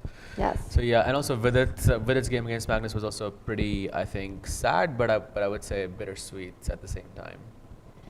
Magnus is such a favorite wherever he plays, and it's just to mix things up. At least now we know we're going to have a big fight, but he's still at the top of the leaderboard, as he very often, almost always is. But it is going to be a big day of Blitz coming up. 9 rounds. The players will play against each other one more time with colors reversed. We will be back, and Vishy, you'll be back with us? Yes, I'll be back tomorrow. We look forward to that. We will see you then.